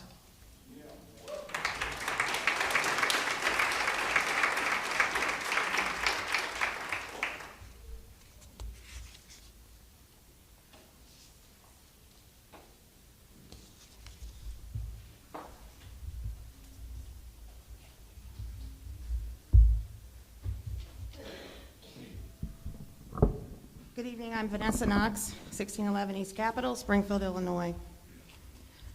I chair the Transformational Justice Task Force with Faith Coalition for the Common Good. Our community has seen crime that Sonia Massey endured too many times. Too many times. This is becoming a practice. A practice. A common factor that continues to be present in most cases, and we've worked on a lot of them here and other places. The victim is having a health crisis, a mental health crisis. I watched a struggling family member who had mental illness be wrestled down, hurt, and finally died from other neglects. There are a lot of invisible illnesses that we must be familiar with and not just tolerate them. All illnesses need support and care. All of them do.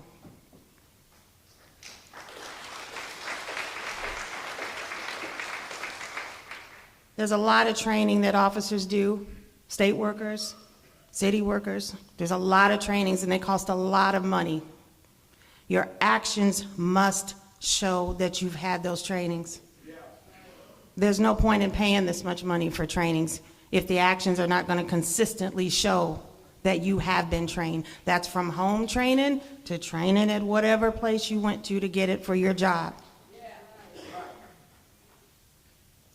We ask that whomever takes Sheriff Campbell's place, that he, she be connected, concerned, and familiar with our community, willing to meet and work together with issues that include racial and economic equity, as well as solutions to the barriers that mental health sufferers have. These are hard issues, but if you are willing to work together with the community at the table, it will allow a more lasting and systemic change. Faith Coalition and other stakeholders are diligently working with Department of Justice to help our community affect change and be healed, as well as heard. On our well-anticipated November 5th, 2024 election, we ask and support an advisory referendum to create recall on the ballot.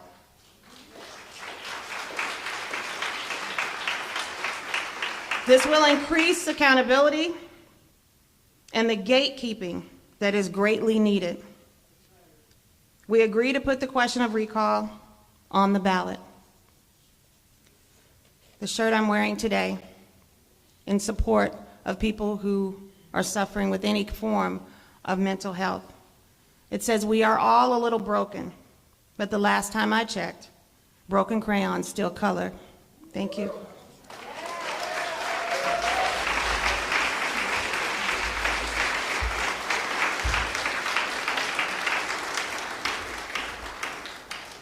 The next person who signed up to speak is Sheila Stock-Smith.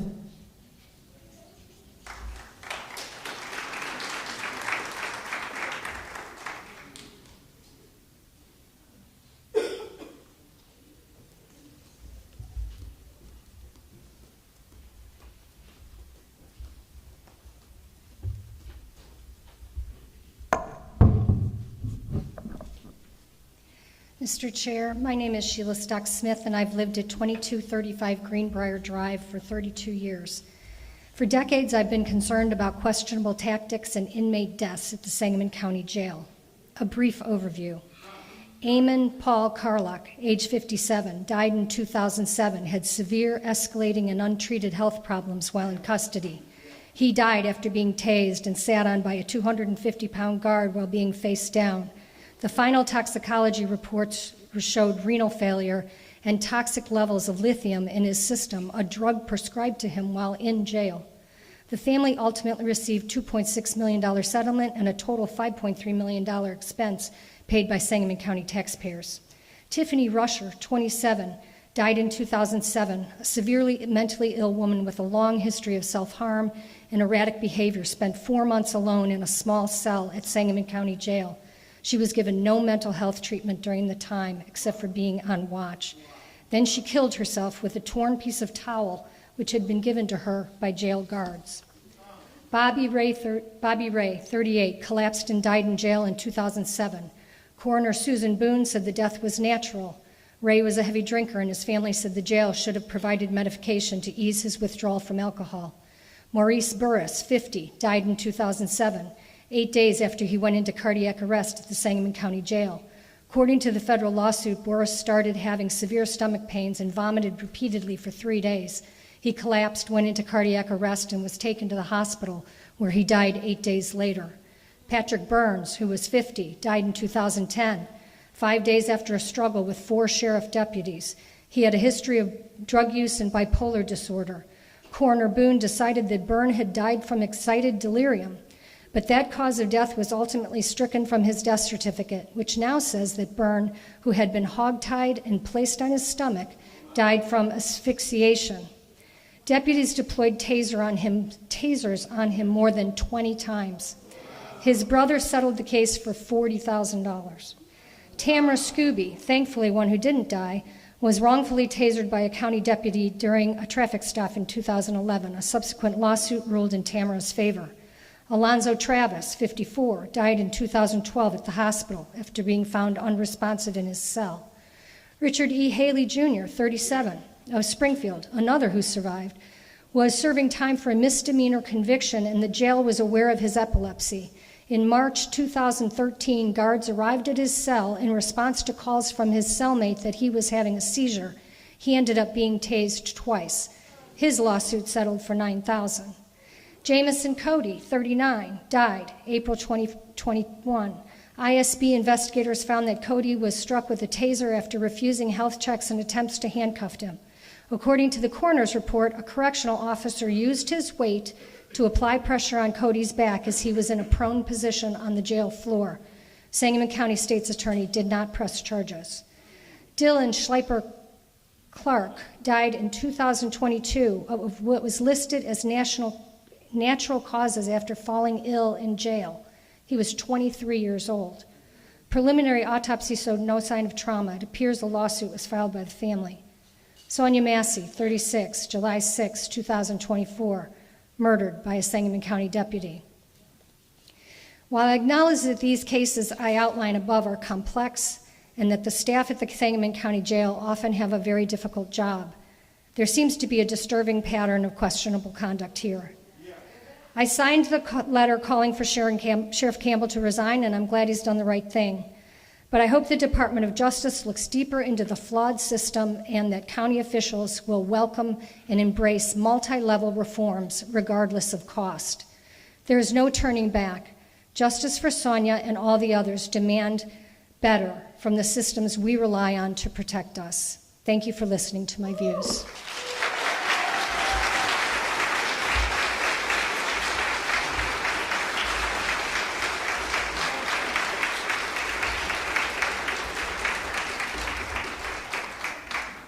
The next person who signed up to speak is Richard Burns.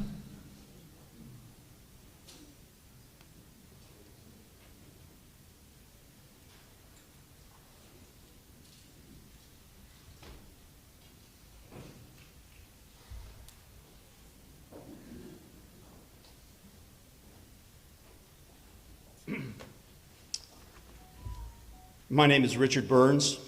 I live at 2105 Blackhawk Avenue in Springfield, Illinois. I'm going to ask my little sister to come up. We have a couple illustrations to show the board. I'm the brother of the late Patrick Burns, who was just mentioned, who was killed at the hands of Sangamon County deputies in 2010. I would like to thank Sam Canman for introducing the referendum that calls for the ability to recall elected officials. I had an issue with some Sangamon County officials when my brother's case happened in 2010, where a corrupt coroner system was exposed after providing such ludicrous causes of death that this very board called for her resignation. One thing that I'm going to say positive before we go ahead is that what happened back in 2010 with Susan Boone and the effects that it had on my family and how corrupt and distrusting I was with the county coroner, I would like to say that I would applaud the Sangamon County coroner, Jim Allman, who has turned this coroner system around in this county. So much so that I would advocate for this man to be a model for the rest of the country on how to turn around a corrupt system. I would like to invite all of the board members to attend a private screening on August 30th of a documentary film that has been made about my brother's death. A film production company in Jacksonville, Florida, has produced a documentary called Exposed Last Rites, which focuses on corruption and cover-up concerning death investigation and autopsy reports across our country. My brother's case is highlighted in this documentary. I have with me copies of documents obtained through FOIA requests that are the basis of this documentary, and would ask that these documents be submitted into the minutes of this meeting. My sister has a poster with graphic pictures of Pat immediately after the encounter. If these types of pictures are upsetting to you, I would suggest that you look away. My brother was unarmed and cooperative when 4 deputies approached him and tased him 21 times over a period of 15 minutes. He was beaten and hogtied by deputies. He was tased 4 times after he was hogtied. He was placed face down on a pillow and strapped tightly to a stretcher by the deputies, not any EMTs.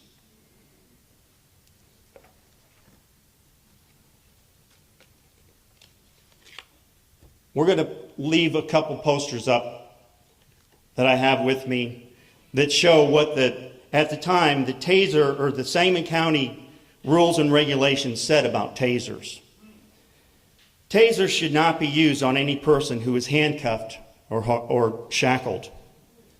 Tasers will not be used as a tool of coercion or punishment. Excessive use of a taser is forbidden.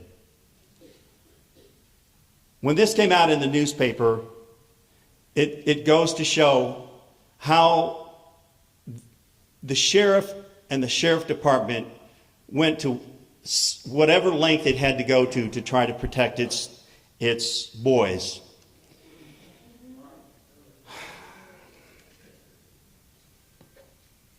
I have articles from the State Journal Register where Sheriff Campbell said, "We don't feel you can fire too much. You need to use the taser until the person complies with our order." I question, does that also include when a person is hogtied? Sheriff Campbell, at the time, was the undersheriff, but still in charge.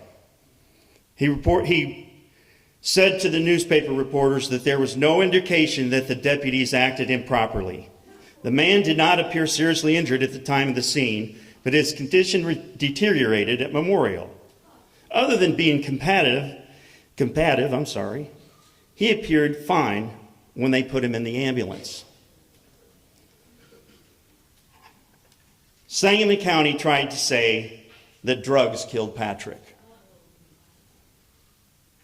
The ISP, during their investigation, called the deputies victims.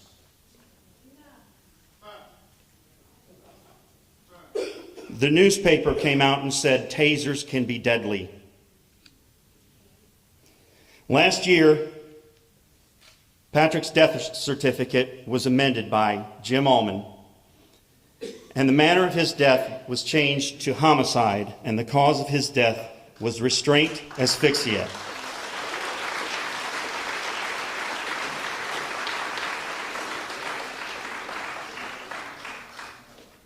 This is the exact cause and manner of death of Earl Moore Jr.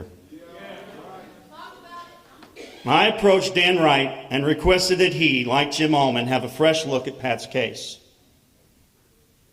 Because of the similarities to Earl Moore Jr.'s death, to determine if charges were warranted. He responded that he considered the case closed.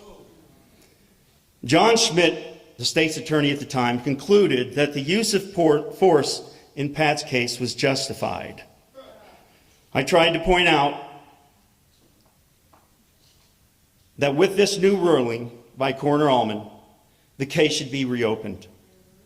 Schmidt didn't investigate this as a homicide. The coroner at the time came up with a cause of death which was called excited delirium. Excited delirium is a bogus term that police officers use around the country to justify homicides and police brutality. It has been refuted by the American Medical Association, the World Health Association, the American Psychiatric Association, the National Association of Medical Examiners, and the American College of Emergency Physicians, that it doesn't exist. And yet, police departments around this country are still using it as a justifiable cause of death and explanation how people die in police custody. Even though Mr. Wright said, I can review all the items from the Smith investigation, I was denied, as I was back in 2010, the opportunity to view a video of the incident. I was told by Illinois State Police, even though I had records of this video being placed into an evidence locker at the Illinois State Police, that this video had been destroyed. They couldn't tell me by who. They couldn't tell me by when, or when it happened. All they told me was, you don't get to look at it. I have a colleague in the audience right now who's going to be talking later, Cindy Cody. She's the mother of Jameson Cody. And in that incident, there was video that seemed to have gone missing. The young lady mentioned Mr. Carlock, who died in 2007. There was video in that instance that went missing. If this county wants to regain the trust which is lost from our citizens, show us the videos. Don't hide evidence. Don't cover up. There seems to be a conflict of interest in our country. It exists in Sangamon County, and it exists in other places, where there's a conflict of interest because the body that pays these deputies is also the same body that has to pay out lawsuits in the event that these deputies are found culpable in deaths. How can a state's attorney investigate misconduct and also then try to defend misconduct? I believe that's what happened here. It seemed like it wasn't important enough for Mr. Wright to pursue a homicide investigation in spite of his own coroner's finding of a homicide. I was never given any satisfactory answers as to why Peggy Finley and Peter Cadigan were formally charged with strapping down a defenseless Earl Moore Jr., stomach down on a stretcher, but the men who strapped a defenseless Patrick Burns down that way were never held accountable. Eyewitness accounts, taser logs, ambulance reports showed significant disparities from deputies' narratives. One fact that is not in dispute is that it was the deputies who placed Pat on the stretcher and strapped him down, not the EMTs. These deputies acknowledge this fact in their own reports. I would like to read to you an eyewitness account. Are you kind Sorry, of... man. The dude says I'm at 10 minutes. I need to quit. No, you can finish, but just can you kind of come to a conclusion fairly quickly? I'll try, okay. Mr. Van Meter.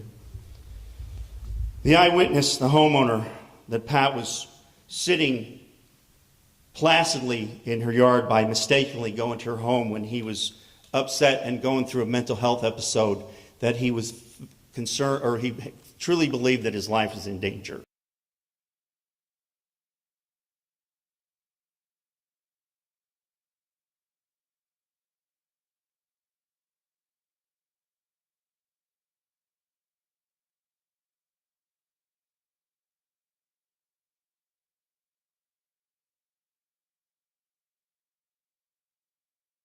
Came and they tased him again and again. I mean, he just kept screaming.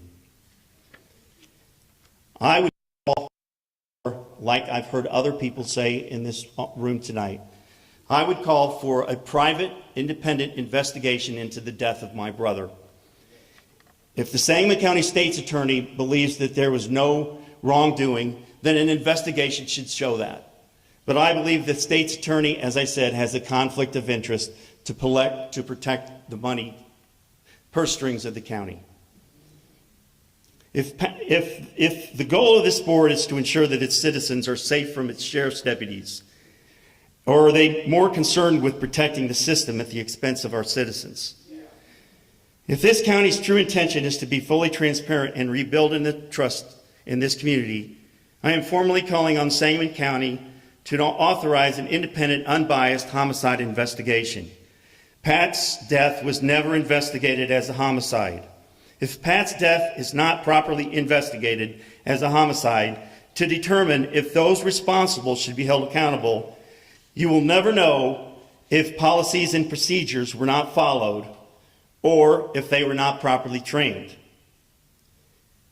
or if reforms are needed in regards to restraint holds. If the message from this administration is that these types of restraints, if the message from this administration is that these types of restraints are okay, future deaths will inevitably happen again, as in the tragic death of Jamison Cody in 2021. And the citizens of this county will yet again be on the hook for expensive legal bills and settlements and verdicts. Thank you for your time. Thank you.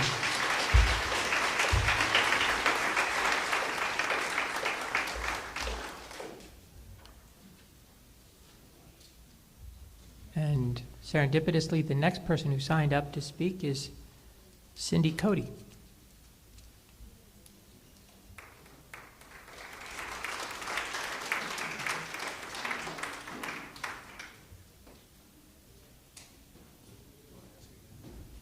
Cindy Cody? I think I heard she's here. Yeah.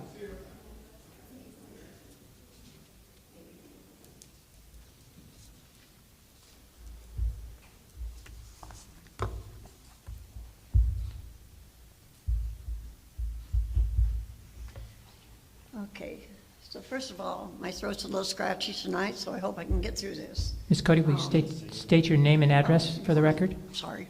I'm Cynthia Cody. I live in Springfield, Illinois. I've been here all my life. And I'm speaking to people tonight in the matter of my stepson, Jamison Cody. His father has not been able to come tonight because his health has seriously declined in the last 3 years since Jamie's death. I'm going to try and get through this as best I can. This is my son.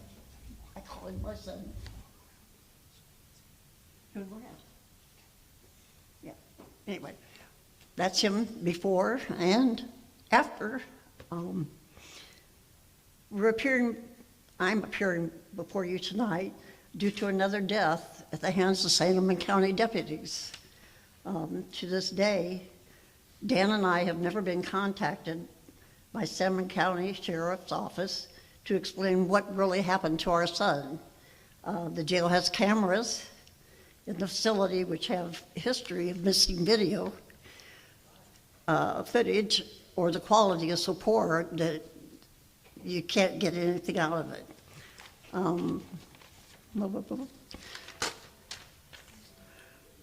It was stated by Sheriff Campbell that his people were trained. Excuse me, I've lost my train of thought and I'm reading the wrong thing. It was stated that they were trying to get Jamie out of his cell to give him medical treatment. It was our thoughts that they were trying to get him into a restraining chair, which was sitting behind the guards. They didn't ever get him in the chair, they got him on the floor. How that happened, we don't know because the tape's blank. He was then beaten. He's got bruises on his face, you can see them. He was suffocated. He had 3 or 4 guards that were obese sitting on him as they were tasing him, which several times. He could be heard by other people there that he couldn't breathe. He said that 2 or 3 times. This was a very needless, unnecessary death.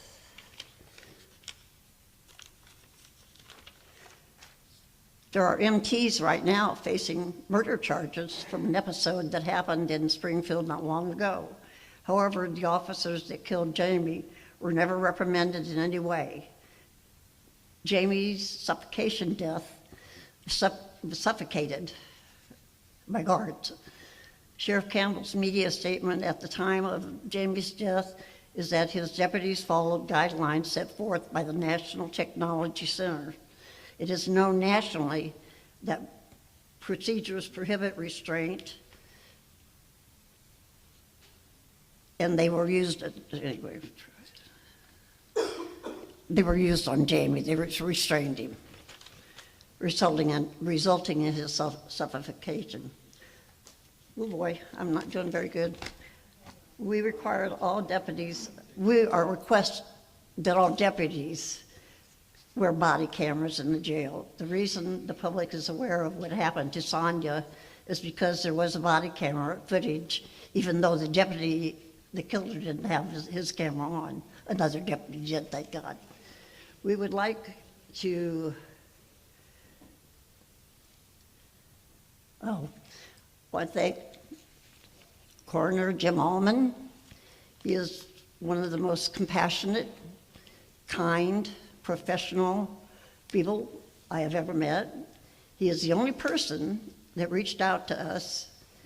He called us the morning of Jamie's death on the 28th to tell us that our son had died in the Sangamon County Jail. We didn't even know he was there. He explained later to us that the cause of the death was restraint asphyxia by law enforcement officers and homicide. Murder. They don't just kill our kids, they cause the families endless pain and suffering. We, the family, are still grieving after 3 years. It doesn't go away. Our heartfelt condolences go out to Sonia and her family. We know how much your family is suffering due to the tragic death of your loved one. If Sheriff Campbell had been relieved of his duties 3 years ago when we came before the board and the jail committee,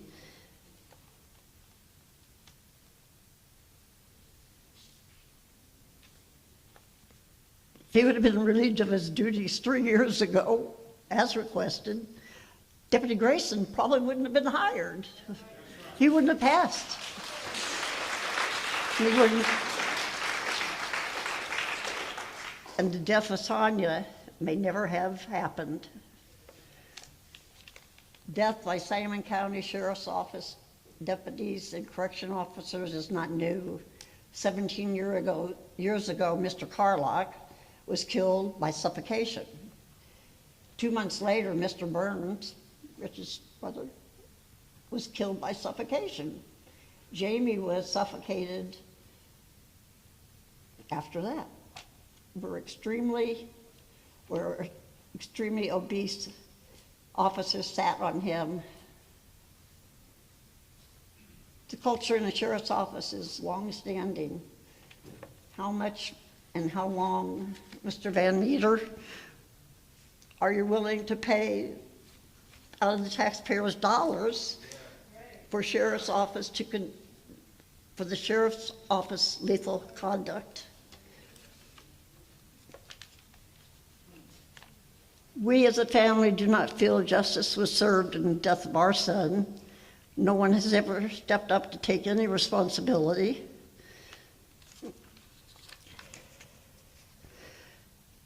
Anyway, I thank you for your time, but one little sidebar.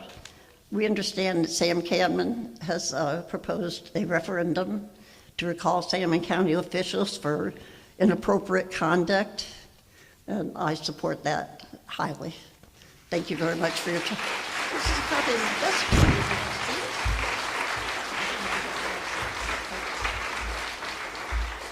As you can see by Mrs. Cody and my testimony, this is not just black folks, that the sheriff's brutality does not discriminate.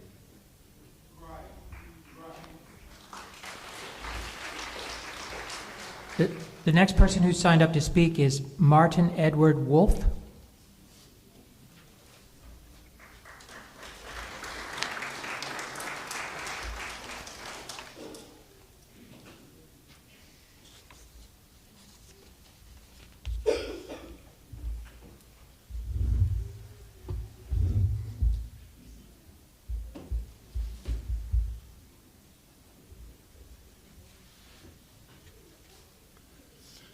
My name is Martin Wolf. I live at 1 Timber Hill Lane in Springfield. We're all tired.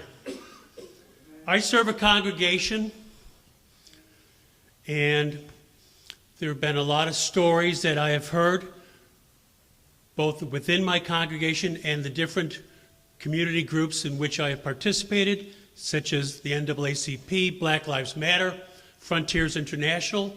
We've heard about racial profiling. We've heard about an incredible culture of violence. When I moved here in 2003, I came from Chicago, and I thought I knew about racism, and I thought I knew about violence. I had a lot to learn. One of the first people I met in my congregation was a detective by the name of Ricky Davis, who was on his way out. Then I heard about Renata Frazier and about a culture of prejudice against black officers. I met Patrick Burns. He is the father of 2 children in my congregation, and I learned about his awful, gruesome death years ago. I've shown up at a lot of events to honor the dead and the families, including Sonia Massey. Like some of you, I stood in front of her casket and wondered, how in hell did this happen?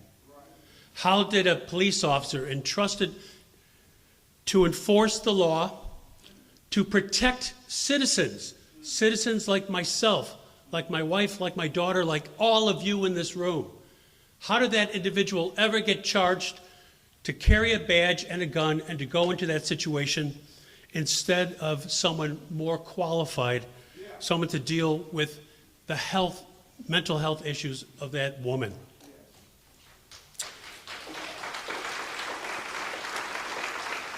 I came here in part because I am a student of Abraham Lincoln, and the congregation I served is in fact named after Abraham Lincoln.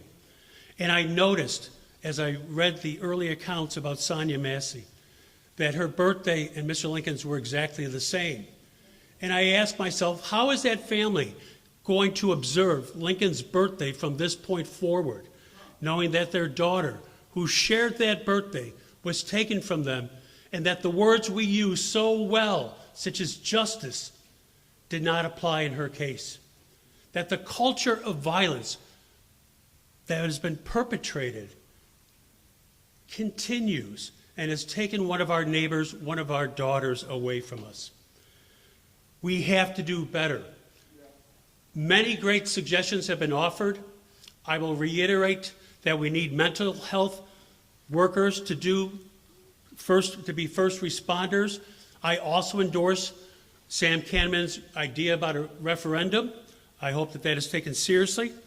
I hope that we will unpack the process that led to the sheriff and his team hiring this individual. And I note that there are over 3,000 sheriffs in these United States, over 3,100 counties. And I wonder what we can learn from some of those other sheriffs and teams so that we don't have to face this again. Thank you.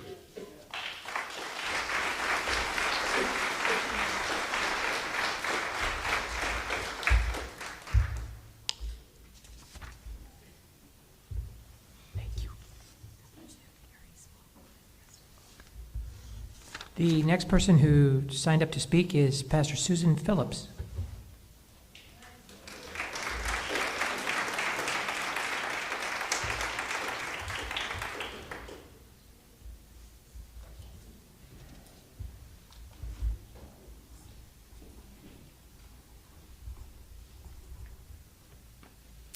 My name is Susan Phillips. I live on Pawnee Road in Pawnee, District 4. I will invite you to take a breath. I need you to keep breathing, because as much as they've heard, we have more to say. Yeah, I thought so. And if you need to stand up and stretch while I'm speaking, please do that, because I need you to take care of yourselves, because you are leading this. And y'all, we need you to listen. I first trained as a mandatory reporter in the late 1980s to notify authorities if I saw any signs of abuse or neglect of the preschoolers I taught. I was fingerprinted in the early 1990s to ensure I was trustworthy to work with adults with developmental disabilities. In the past 30 years, I've worked with 4 congregations to implement policies to protect children, adults, staff, and volunteers. This requires that I vet, train, and evaluate candidates for personal histories and criminal backgrounds. The deputy who killed Sonia Massey would never have qualified to volunteer at our church.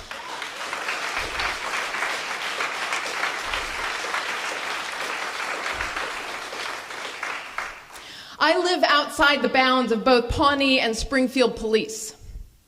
Despite my regular conversations with law enforcement, the murder of Sonia Massey by a deputy sheriff increases my anxiety about calling 911.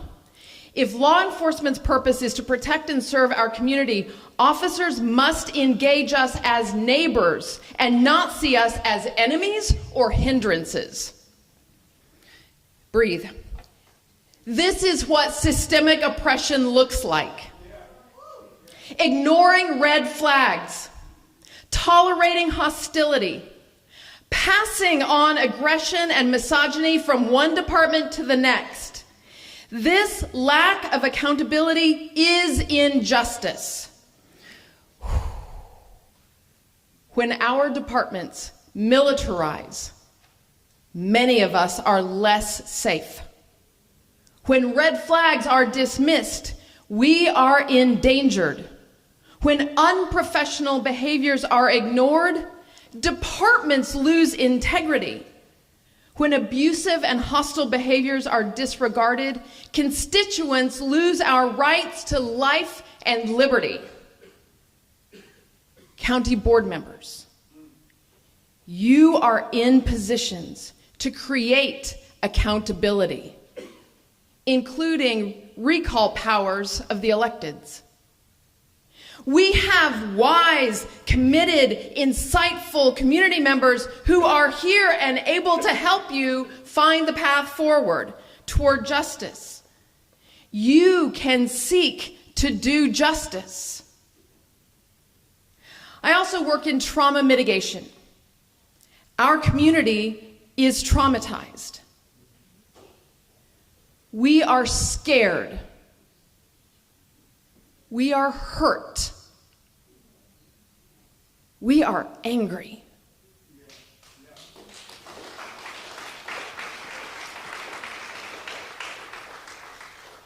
I am deeply angry that this former deputy was allowed to work in law enforcement.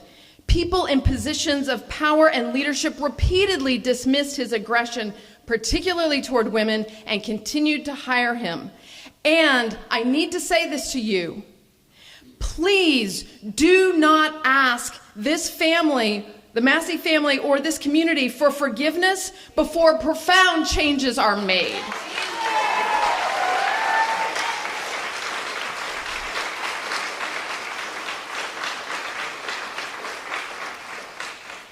This pattern of passing an ill-equipped, unqualified officer around is akin to churches moving priests accused of molesting children from one congregation to the next, with no accountability and more harm done. We need accountability for this pattern in law enforcement in order to mitigate trauma. County board members, you have the capability and responsibility to reduce harm. Therefore, I'm asking you to listen to your constituents who are most impacted. They're right here. They're here for you. Connect with people who can show us a better way. Clearly, we have not done that. And third, protect our community from repeating this pattern. And now, a letter to the Greater Springfield community. The people of First Presbyterian Church, Lincoln's church, offer our heartfelt condolences and continue our sincere prayers for the family of Sonia Massey. While the circumstances of her death are horrible and unacceptable, the Massey family's dedication to seek justice with peace inspires us to join their efforts. We are heartbroken to see Miss Massey's name added to the growing list of people of color killed by those who are supposed to protect them. The fact that this list exists at all shows us that this is more than just the work of a few rogue officers. We will work for a day when justice rolls down like waters and righteousness like a mighty stream. Racism and violence are systemic problems that must be addressed nationally and locally. We urge our political justice and law enforcement officials to listen to the voices and act upon the concerns of people of color. Encourage the faith communities of Springfield and Sangamon County to stand together and amplify these voices and express their experiences within our congregations. Let us bear witness to justice for Sonia Massey, and let us build the beloved community in a world that is equitable to all people. In God's love and with divine justice, the congregation of First Presbyterian Church, Springfield, Illinois. Say her name. Sonia Massey. Say her name. Sonia Massey. Sonia Massey deserved better. We all deserve better. Thank you.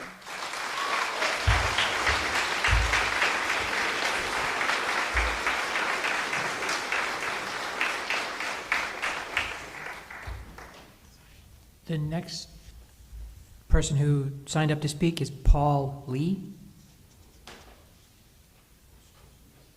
Paul Lee.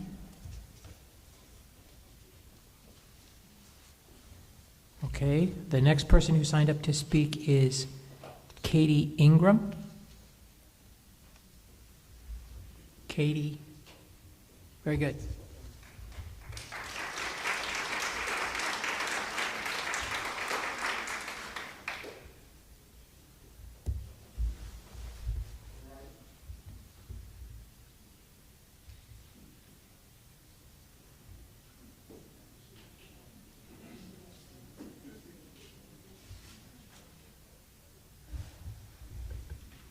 Ms. Ingram, if you'd state your name and address for the record. My name is Katisha Ingram. I am at 1112 East Grove in Bloomington, Illinois. Proceed. Right. Let's be honest at what we see. People lynched centuries later in the 21st century. Self-inflicted, they called it then. Police are meant to protect us and serve, so why are the poor and brown still dying? We were told if we followed the rules, we'd be free. Sonya dropped the pot and Grayson shot with no hesitancy. Where is the leadership when the homeless lay on the street? Funds misallocated, funding the Capitol's peak. As the bodies of citizens of our communities lay, bodies grow cold or burned by the heat, citizens left in disarray. What is the call for the people to do? County board, leadership, organizations, and community members too. Stand together, for we're stronger together. You've heard our demands for training, accountability, and a community review board. It's our job to change the city together. If we walk out of this room, the amount of power that leaves. Hiring processes, bogus, nepotism, employing a country of thieves. Who are we to take their lives away, take their money and not give them a place to stay? Apathetic to their cries as we say it's them, shrugging our shoulders as if one day we couldn't be them. Y'all ask us to vote and we did that now. Year after year, we are letting our communities down. When will the injustice stop? Seems as with people power as our arms interlock. We won't stand down until you meet the demands. Business owners, community, unhoused, oppressed and unoppressed standing hand in hand. So County Board, we need you all to take a stand. Tap into your power too. Forget fear of maintaining relationships that burn down the community in and outside of you. The world is crumbling below us, as you can see. This is not 1908. Can we talk about transformation through unity?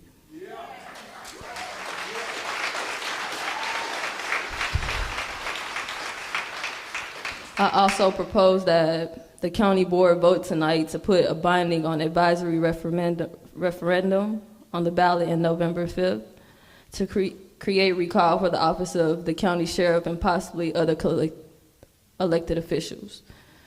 If injustice still exists, there's the opportunity for the opposite.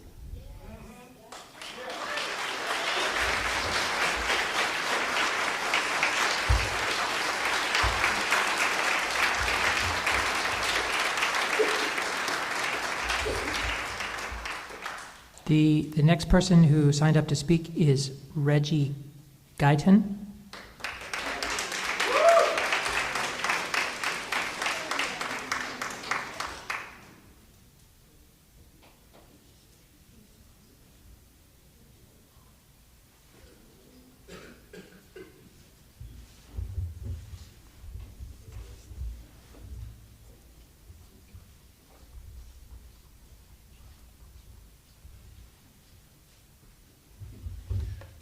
Good evening. My name is Reggie Guyton. I live at 1054 Bryn Mawr Boulevard in Springfield, Illinois. Thank you. I did not have a speech or any writing prepared, which is drastically unlike me. I'm terribly long-winded as an actor and a director here in Springfield. Most of the work that I do does revolve around Black history, around Black people's place in America, and trying to create conversation around those things. It is not lost on me that 3 years now, I want to say, I had the experience of directing Ragtime the musical, which was about police brutality. It expressly followed 3 different communities of people in America, predominantly rich white people, Black people, and immigrants. These community members were pretty unrelated, or so they thought, until there was a moment where a Black woman was killed by police brutality.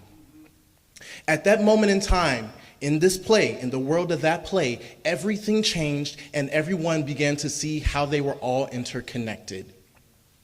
It is not lost on me that Sonia Massey, her impact, the impact of her murder, of her being taken away from us, has created so much dissension, so much distrust, and so much conversation that this cannot be ignored any longer. I agree with the referendum to recall any elected officials who have not been serving as they should, mainly Jack Campbell. And I know that he is retiring, but that is not enough. That is not enough for reparations. That is not enough for restoration. And that is not enough to build trust upon. I look at the board and I'm thanking you for being of service, but I also have to understand and relate to you. To be of service, you have to work for the people. So, with no disrespect, with as much love as I can muster, but also with an equal amount of anger and rage, because this has kept me up at night. You cannot allow this to happen again. And I don't care if you say I'm just one person, or I'm just on the board, or I don't control the officers or anything like that. No, you have a voice in this, and you choosing to remain silent is completely unacceptable. Completely unacceptable.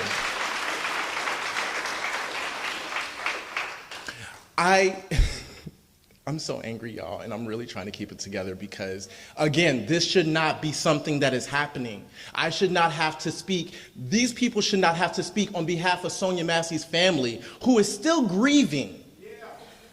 2 days after Independence Day, with liberty and justice for all. It is completely unacceptable. And I stand for the recall, but I also do believe that we have to really take time to dig in and figure out what the community support actions are going to be. Because this platitudes and thoughts and prayers, we've seen this over and over and over again, and people have literally showed you their loved ones' dead bodies. What is the next step? And at this point, it's going to take y'all actually being active and being honest and transparent. I also want to say this too. And I know that Sangamon County Police Department is not responsible for the way that some police departments chose to address the dissent and the upset, the hurt, the anger, the fear that was plaguing our communities. But at the same time, Sangamon County Police Department, Sangamon County Sheriff Office, y'all are supposed to set the standard. And the bar right now is in hell. With no disrespect, but with as much accountability as I can, I need y'all to do better, because this is not sustainable. Thank you very much.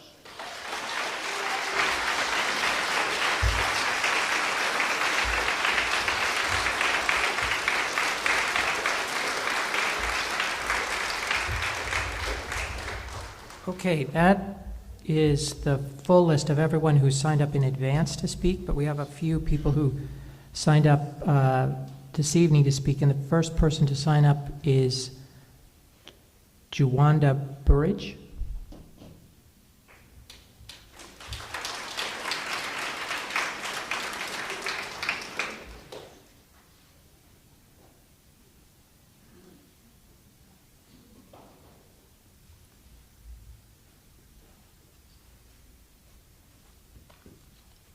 Hello, everyone. For all of you that remain, Ms. Birch, would you state your name and address? I'm sorry. Yeah. My name is Juwanda Barrage, and I reside at 525 East Pine Street. And for all of you that remain, thank you so much. But I kind of have a bone to pick with some of you. So much has been said up here. I am new to Springfield. I am running for a circuit court clerk, and I initially believed maybe I stepped into a role that I was not qualified for. And as I began to search around and have conversations, porch side chats, and I can absolutely tell you that for a person that's been here only 4 years, there was nothing that I hadn't heard before in this room. And if I've only been here for 4 years and heard all the stories, I'm quite sure some of you have as well. I stated at the DOJ listening party that the system is not broken. It's those that we elect that break this system. But I don't want to talk about the elected. I want to talk about the we part. We are not powerless. We are not uninformed. We have the ability. Let me tell you why I know we have the ability.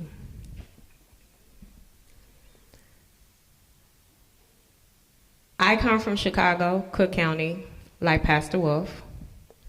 And one of the things that, I'm often told is don't mention Cook County and Springfield.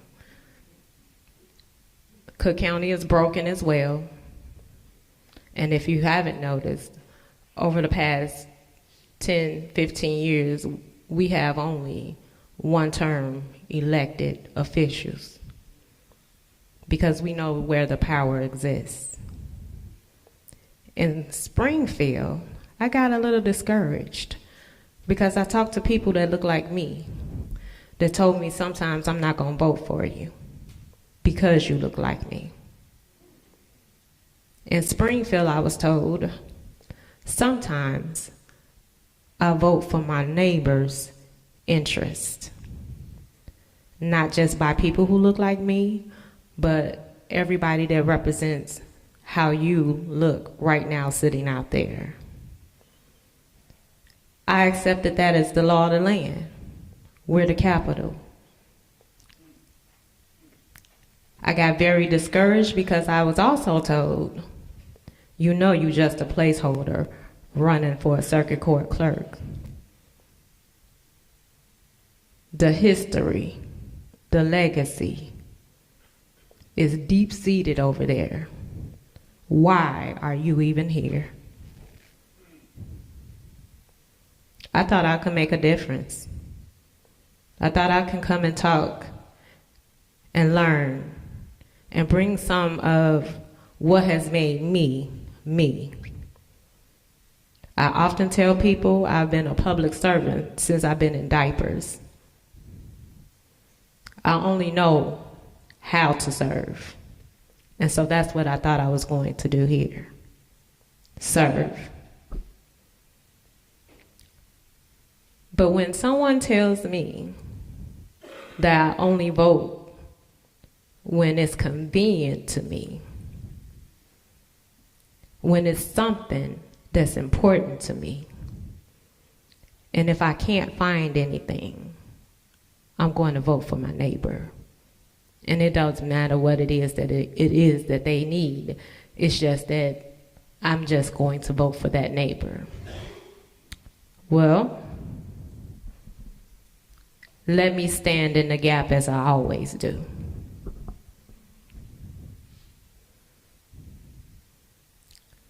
Can I plead that in this upcoming election, that you vote for, not vote for, can you adopt new neighbors? Can you adopt the family and friends of Sonia Massey as your new neighbors? Can you adopt all of the stories and all of the tragedy and all of the trauma and all of the families that since 1978 has been experiencing trauma?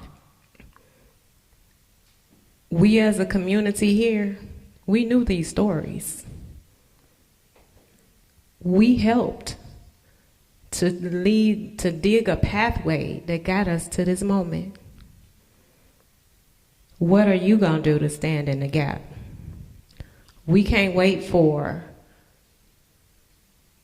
somebody else to come and rescue us. We are not without power. My personal opinion, because I come from a big city, some people on this county board who happen to be some of your neighbors, they're just waiting us out. They're hoping that the sooner they get Mr. Campbell out of the equation, that all will be restored and that our memories will not serve us well. I pray that's not the case, because it does happen. We have 87 days to election day. And yeah, I'm making it about politics, because it's politics that's got us here. It's politics that'll get us out of here if we choose the right neighbors.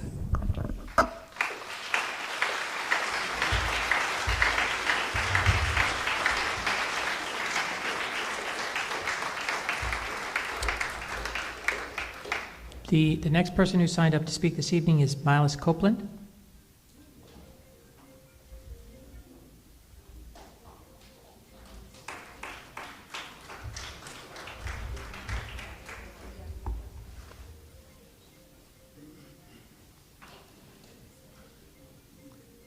Somebody's got a phone there.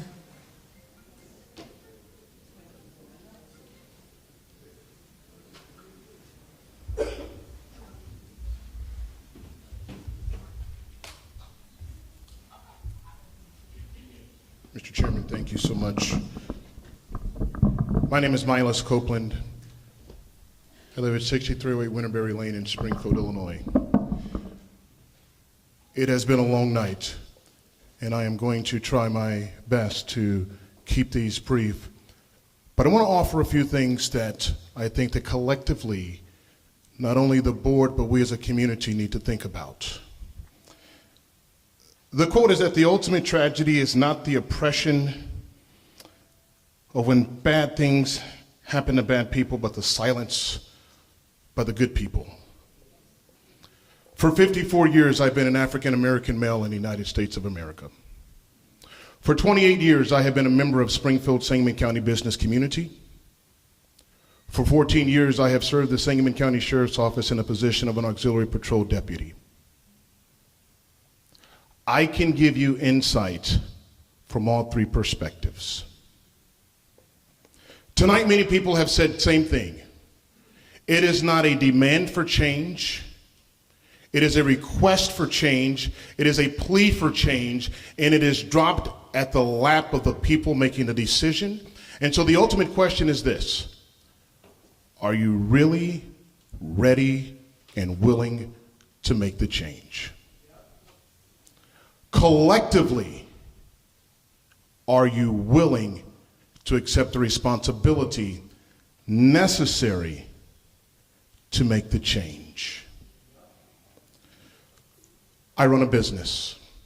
Many of you run businesses. You cannot run a business on an empty number. You can't be competitive when you're fighting uphill. The truth is in the numbers. A Sangamon County deputy starts at $56,000. In a forum just like this not too long ago, someone talked about the pay of a Sangamon County deputy. They talked about stair steps and merit increases, and the comment was simply made: they make enough money. 900 square miles is what a deputy is required to patrol in this county. Keep that in mind. The Illinois State Police starts at $92,000. The Springfield Police Department starts at $84,000. Rochester starts at $75,000. Currently, the University of Illinois at Springfield has 3 open positions, all paying $76,000. A 2-year Riverton officer makes more money than a Sangamon County deputy. A 2-year Springfield police officer makes more money than a 21-year lieutenant in the Sangamon County Sheriff's Office. And so when you're asking yourself what's happening, when you're asking yourself how to make a change, I implore you to understand the numbers. Some people said it earlier, this used to be the standard. Our department used to be where people wanted to be. If you look around this room, the men and women that are standing in uniform and those who are sitting in their civilian clothes, we have cried together. We have prayed together. We have questioned together. Since July 6th, my phone has rang from people from across the nation. From civilians, from colleagues, from federal agents. They've all asked me the same question. Milas, what is happening in Springfield? I can't tell them. I can't answer it. All I can tell you is what I know from what I do and what I see. People are leaving this department at an alarming rate. We are no longer competitive. And when you are paying minimums, you will get minimum standards. When you are only allowing us to be competitive at the bottom of the barrel, somebody has to drive that car. And the people that you will find driving the car are the people that have placed us here today. I know these people. Those sitting around this room, none of us, not any of them, support what happened. It was despicable, it is inexplainable, and there is no rhyme or reason to it. I will never make an excuse for that. But what I will tell you is that if you do not give whoever sits in that seat the ability to be competitive with other agencies, you will find yourself here again.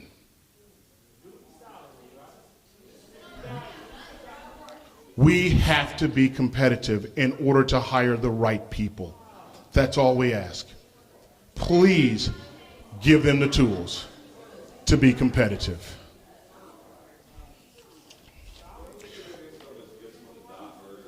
Three weeks ago, I rode in a squad car that won't get out of second gear. 3 weeks ago, I rode in a car that won't get out of second gear. And when it stops, it feels like you're being hit in the back by a bus.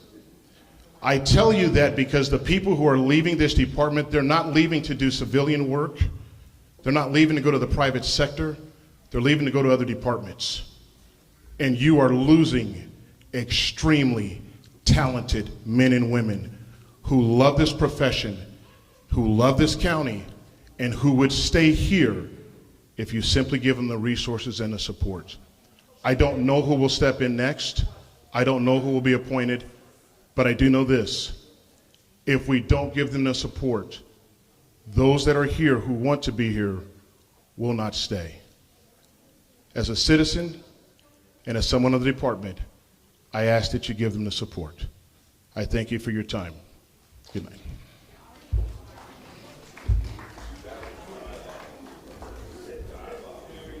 The next person who signed up tonight to speak is Alice Ramey. Alice Ramey.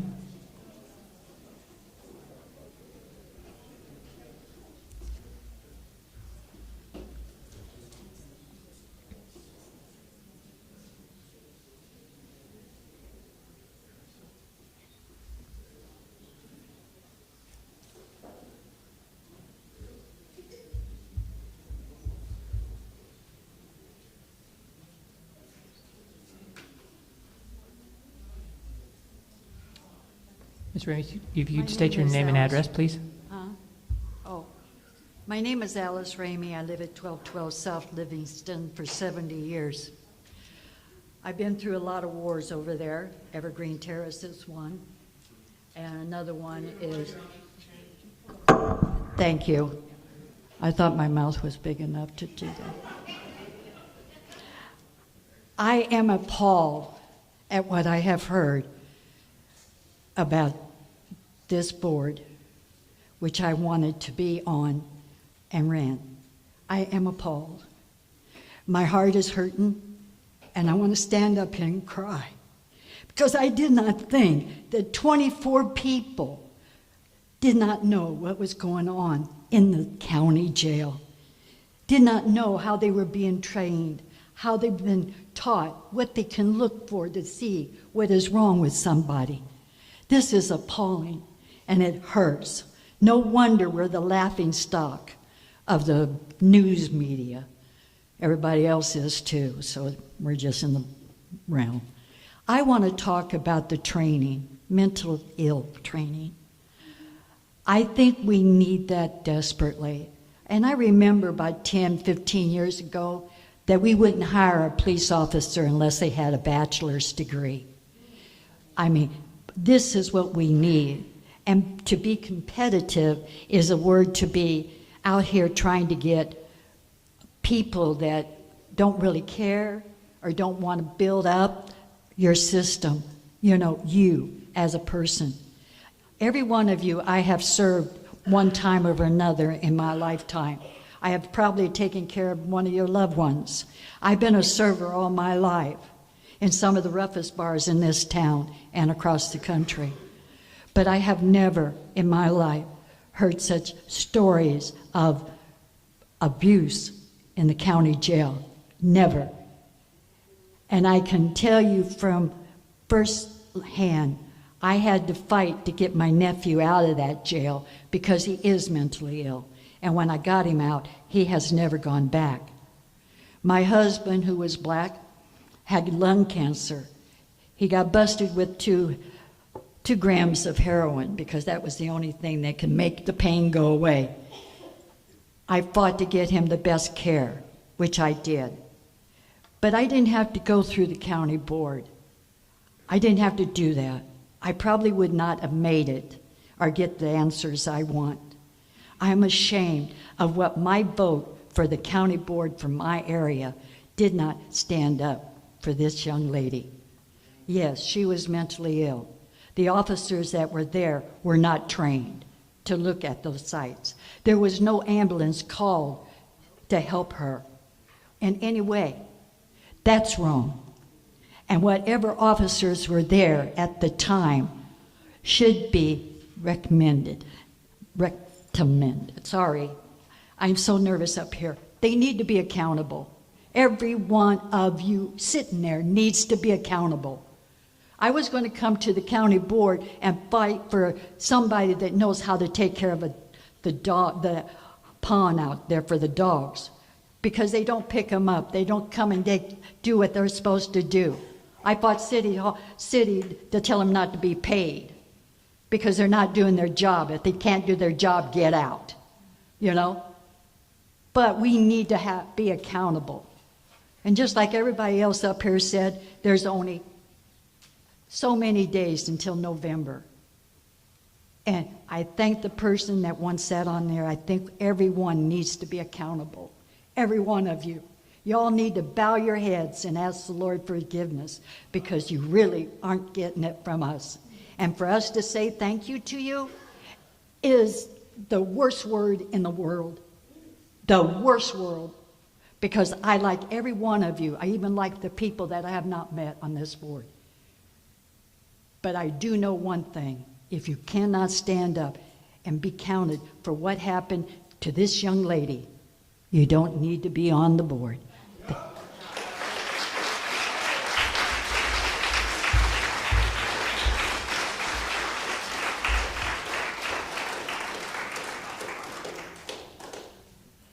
The next person who signed up is Victor Dubas?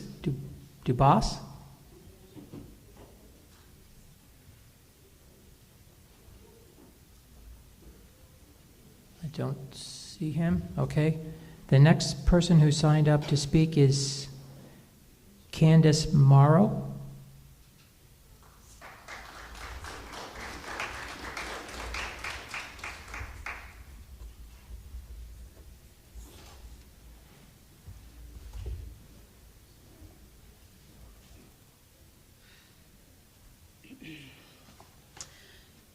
Good evening. I'm Candace Morrow. I live in the 2300 block of Ramsey here in Springfield.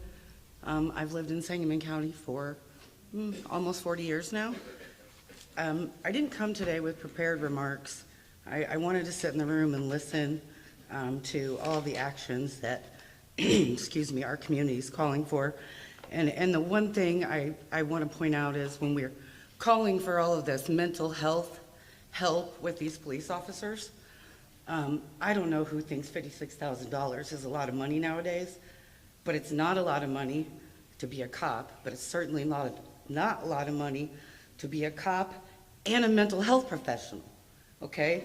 And when I'm gonna give you some background. I did 911 dispatching in Sangamon County for 6 months. Did training, and it was the most horrific job I held in my life. I would never wish the type of mental anguish that dispatchers and police and EMS have to go through on anyone in this room, okay? The other side of that is I have a family member with a mental health illness that is not advertised into the community, okay? So when police come to my house, the 911 dispatcher is not going to get on the radio and say, hey, he's crazy, be more cautious, right? They might say there's a history of a 1096. For those of you that have watched Sonia's video over and over, at the end of that video, when he said, is there a history of 1096? Oh, that makes sense. As someone who went through dispatch training, I know that he didn't know that when he got there. He had no clue. You want to know why? There's not a database for that, is there? Because of HIPAA. Because people with mental health, families of people with mental health, don't want to be labeled as crazy. They don't want everybody to know they have a mental health problem. They don't want it in a database. They don't want it aired on the radio, right? So you all are tasked with figuring out how to get through all of those things that all of us don't like, at the same time as we're saying, do something about it, right? So I echo my list in a sense into saying, be careful what you ask for, right? Because in order to really fix and bridge the gap between law enforcement and mental health, people with mental health and families of people with a mental health issue have to stop hiding it, right? It has to not just be about race. It has to not just be about untrained police officers. It's about mental health as well. I have family that are retired police, not with Sangamon County. I believe in the good, okay? I believe that because I know how things work in a law enforcement environment, I believe there's probably a lot of things that Jack Campbell had no clue what was going on. And here's why I'm going to tell you that. I don't know how many of you work, listen to me, how many of you work that have a supervisor that never tells another supervisor what happened? If you think law enforcement is any different, you are wrong. You're wrong. Not every decision has to go up that high, right? Like in any organization. I also want to, although I would never say what Sean Grayson did was valid, good, called for, anything. I agree with everything that was said here today, okay? But from the mental health aspect, you're going to have a real problem bridging that gap if we as families of people with mental health and those with a mental health problem don't want anybody to know they have a mental health problem. How the hell is a deputy supposed to know to handle me with care? That's his job. But if nobody knows I need handled with care, right? Order. I have to tell somebody that I need to be handled with care, is what I'm saying. That's all I'm saying. From a mental health perspective, it's not just give these cops more training. It's not going to work. I have a complaint about a Sangamon County cop from an incident with my mentally ill family member, and nobody cared. Thank you. I get my time just because you don't like what I say. This is part of the problem. You're not going to get change because you don't want to accept anything that you don't like. Wait. That's it. Y'all are going to be right back here for months and months because you can't accept it. Wait a minute. Let this. Thank you very much. Thank you. Thank you, Ms. Morrow. All right. The next person who signed up to speak, I'm sorry, I don't, this name is difficult to read. The last name is Hoyt, H-O-I-T? Or Holt? Maybe Holt? Is the next person who signed up, their last name may perhaps Holt, H-O-L-T? Holt? No? Is that? Okay, very good, very good.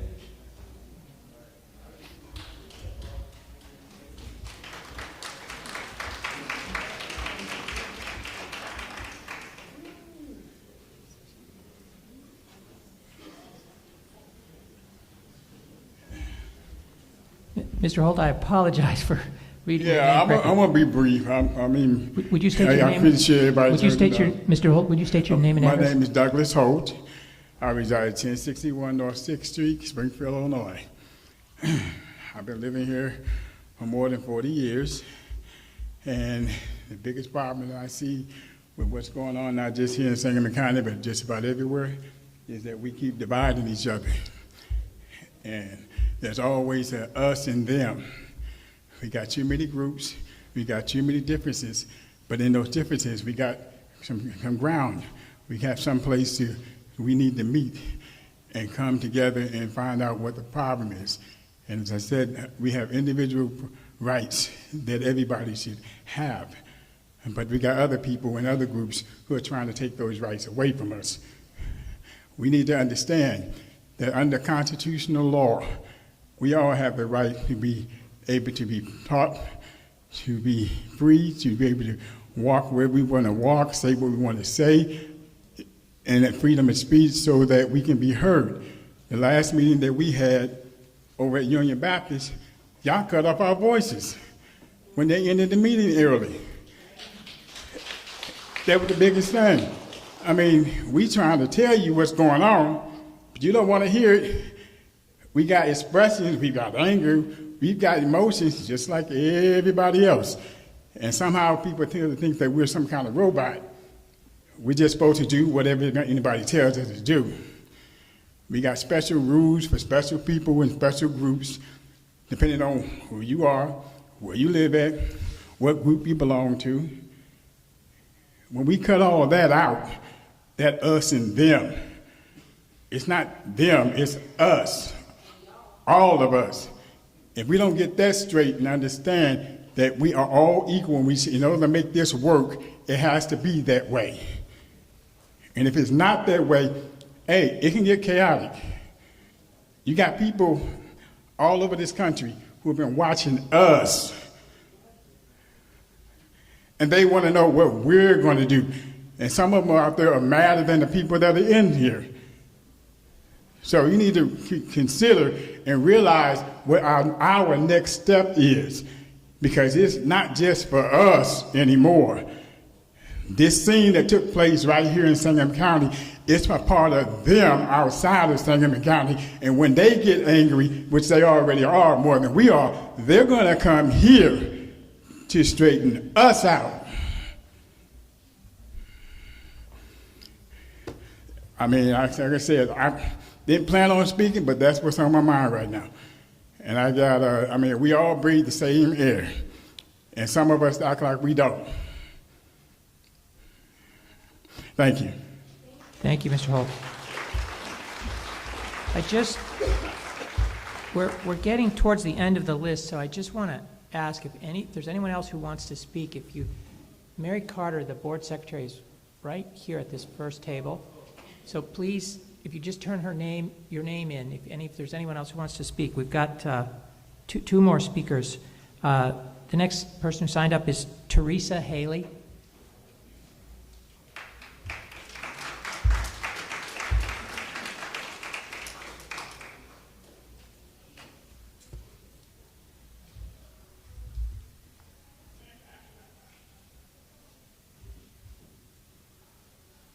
Good evening.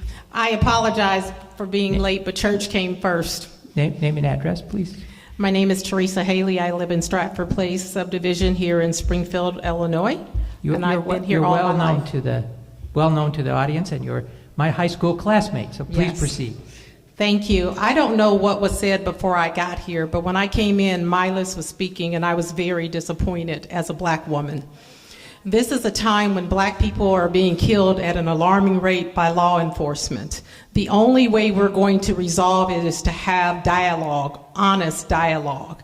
And as a black woman, I am just as afraid as my black brothers walking down the street being concerned. When it comes to mental health, we need to start educating all of our community, not to call 911, but to call 988. The young lady that spoke earlier talked about she was involved in mental health, but she never mentioned 988. I've had family members try to commit suicide. We didn't call 911, we called 988 because somebody educated us about it through mental health. And I think we all need to be aware of that. Mental health is something that happens in all of our community. And during the month of July was mental health in the black community. And unfortunately, that was the time that Sonya Massey lost her life. So what I want us to do is say her name. Say her name. Say her name. And now that you said her name and it's coming out of your mouth, we hope that you want to stand up and do something different. Because what we've done thus far has not worked, Springfield. America is watching.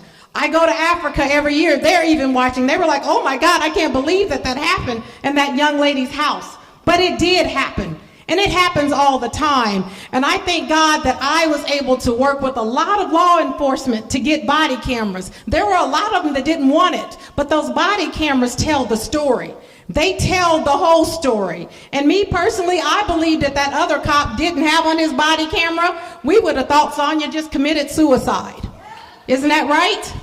So what we need to do is we need to start an advisory committee of citizens in this community to talk about real issues and have law enforcement at the table be willing to swallow that tough pill, because it is a tough pill to swallow, but it needs to happen in our community. So I am asking, if you say Sonia Massey's name, also think about having an advisory committee made up of law enforcement and community members, not people who just talk, but people who walk the talk and really are out here boots on the ground. I know exactly what Jack is going through. When I was the state president, supposedly I said something wrong about immigrants. It wasn't wrong, it was just taken out of content. And so what we're doing here tonight is we're trying to put things in the right content and say that there needs to be a change in Sangamon County, and that starts with Springfield. Thank you.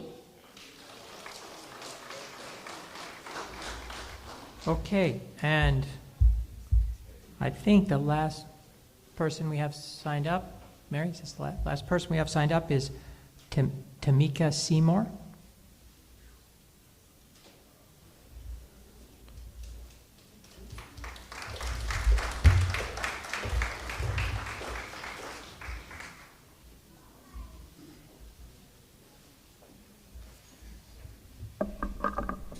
My name is Tamika Seymour.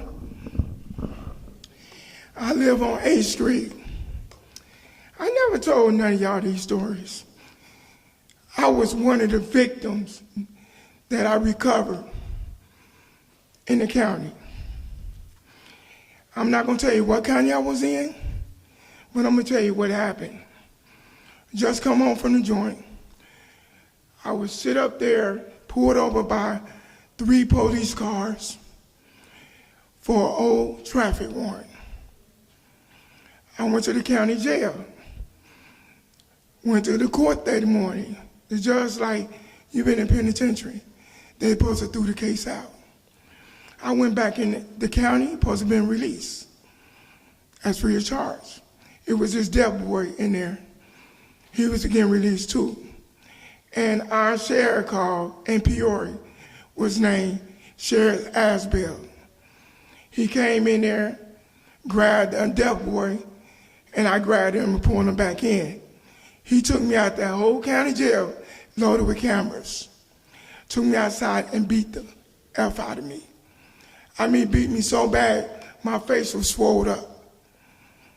What my county did, put a charge on me for a crime that I did not do. I got chips in my mouth from this officer. and I'm allergic to pepper spray. You know what this officer did? Pepper sprayed me. You know what else he did? Came back into the holding cell, picked me up, slammed me in a bucket of water with cuffs behind my back. And I'm sitting up here gasping for air. The man called me a nigger. How you think I feel? Had to sit back and go to court the next day, had an aggravated battery on a police officer for a crime that I did not do. I told him we going to trial. When I went to trial, I said, I want the tapes. They said the tapes was not recorded. They can't bring it. Went in front of 12 white juries, got evicted. I'm waiting on my sentence date. Judge said the state want to give you 10 years. And plus, obituary criminal, they want you to have 30. He said, I'm not going to give you that. I'm going to give you 2 years because you did not do this crime. But I still had to go back to IDOC and do the time for a crime that I did not do. Got out of jail. I went to Sangamon County in 2014. I went in the county, went 180. I got sick. I lost over 60 pounds in Cook County, less than 30 days. They took me to Morgan Hospital. Morgan Hospital was nothing wrong with me. I took a plea to get out of jail, to get healthy. This your court system. I came home, went to the hospital. They diagnosed me with pancreatitis and Crohn. Told me that's the reason why I'm losing weight. After I got healthy, I went back to Sangamon County and asked them to repeal the case that I got stronger, that I can beat it. They told me no. I got stuck with that case. I got stuck with a case that I didn't even do. I had fine that I had to pay for. Did I pay for it? No. The reason why I don't believe that fine should have been on me. When my ex-girlfriend used my Facebook and called herself and had me locked up for order of protection that I was trying to stay away from her. Because I'm already having surgery on both of my wrists. I couldn't do nothing, but they laughed in my face. That's why when it came down here, some of the Sangamon counties knew that some of the officers that now I know, they love me. And they said, we are sorry. I don't even call the police because I'm scared to call them. Because all the trauma I went through from the age I was 12 until now. Then when I came out as a trans, we had women come up and grab me in my private part.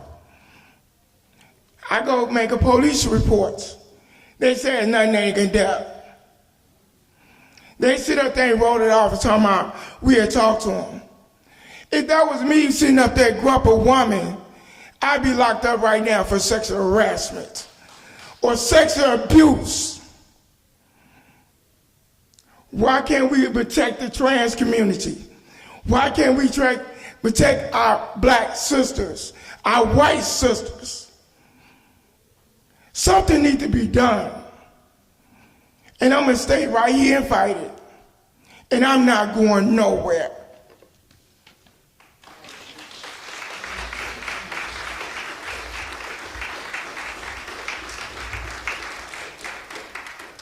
Thank you. And we have one more person who signed up. Margaret Volz, soon to be Massey.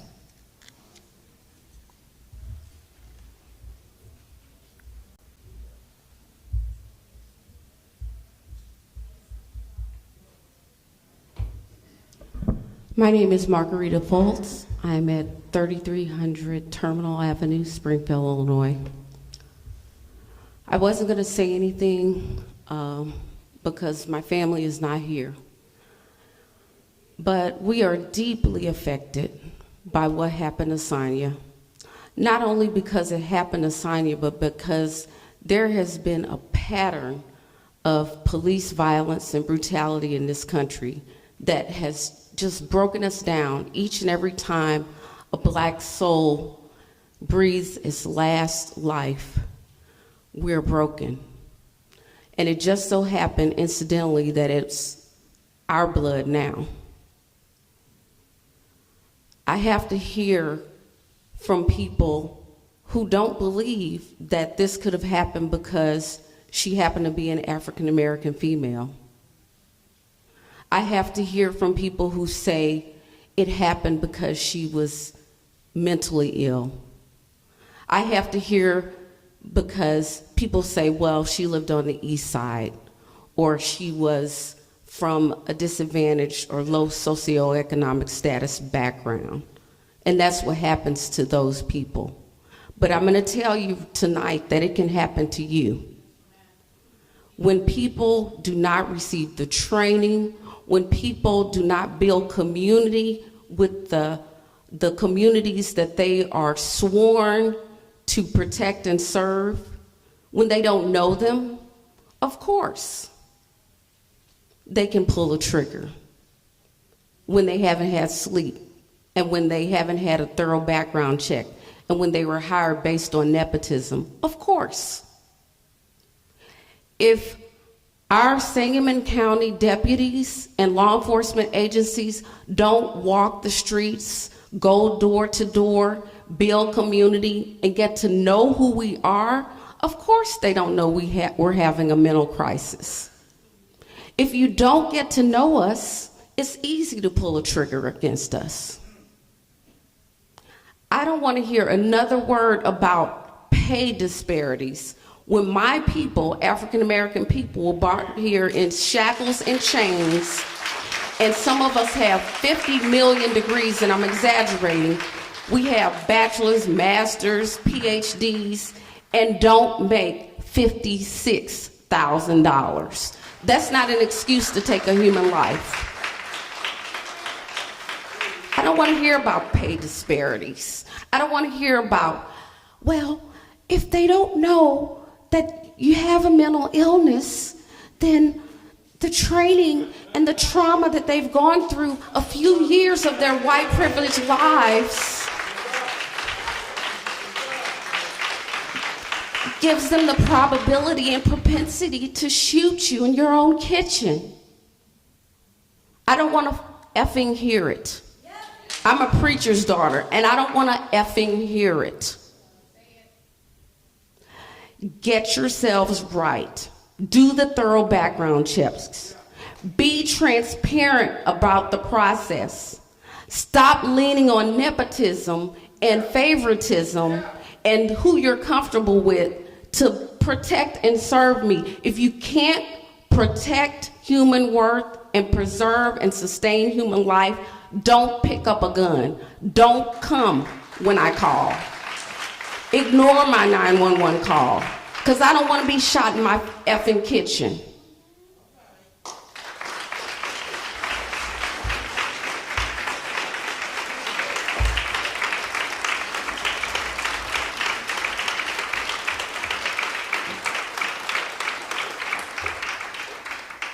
Okay, that is everyone from the public that we know of who signed up to speak. I know of at least one board member who would like to speak. Ms. Small, would you proceed to the podium?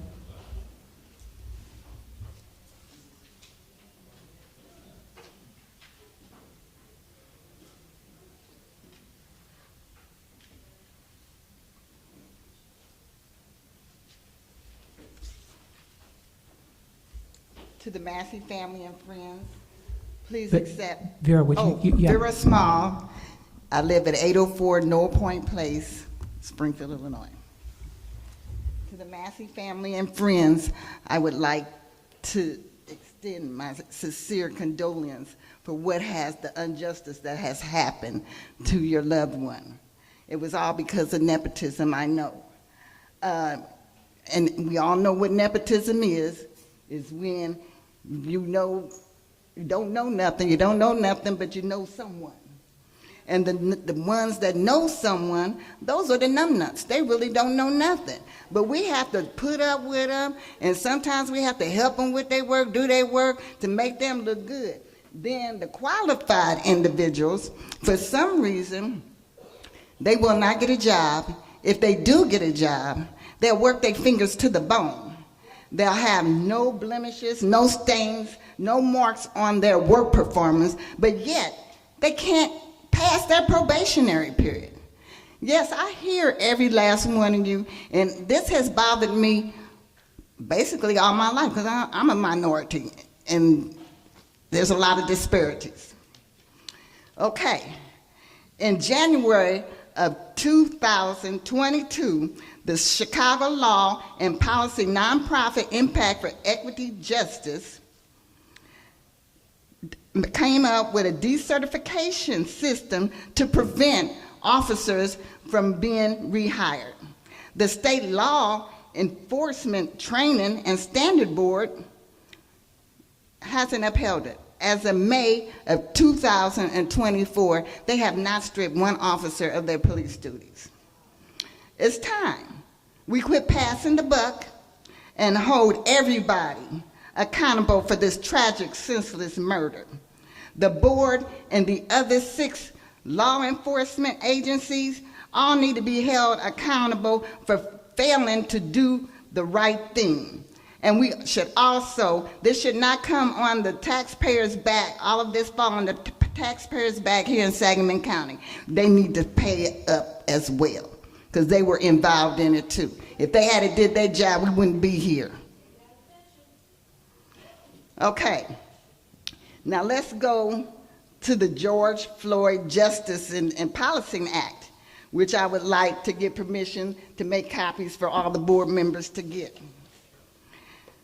Let's make it mandatory that when a policeman clocks into work, that body cam comes on. It does not turn off until he clocks out of work.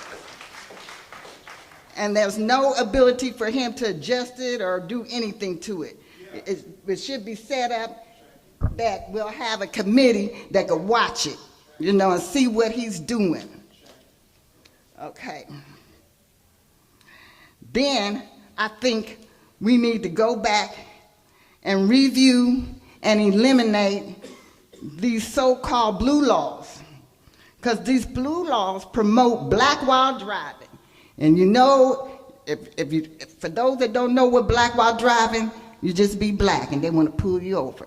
No reason. They'll say something stupid like, you didn't turn on your signal.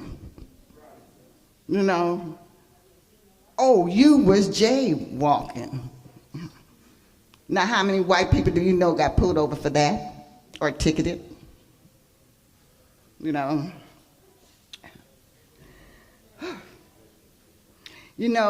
We got reforms in place, but we're not enforcing them. We need to enforce them. And then we need to come up with some more things, as I suggested, about the black while driving and the police video cams. When it comes to fighting, I was always told it's not about getting mad, but getting even. Now we have the whole world looking at us. Every politician from down low up high, the president. Now is the time for us to start coming together. And that's why I put in for this position, because I wanted to be of some help to the community. I understand mental health issues because it runs in my family, But, okay, I'm sorry, I'm out of time, but I believe that we can make a difference. I believe we could make a difference. We could stop crying out people's names. What's her name? Say it loud. Okay. And how many more names have we called out? We don't want to do that no more.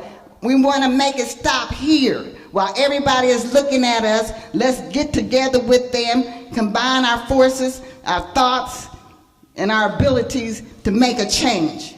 Thank you. Thank you, Drew. Was there any other board member that wanted to? Mr. Chairman, Board Member Sam Cameron, I just want to make a brief statement from Sam, here. where are you? I hear you, but yeah. Oh, can you hear me? Go ahead to the podium.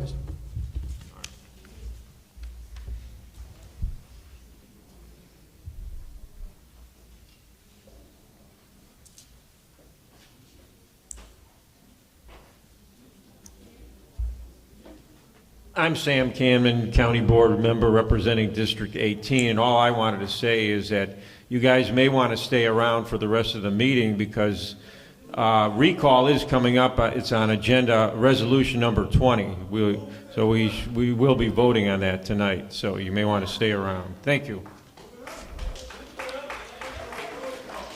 Is there any other? Yeah, sure.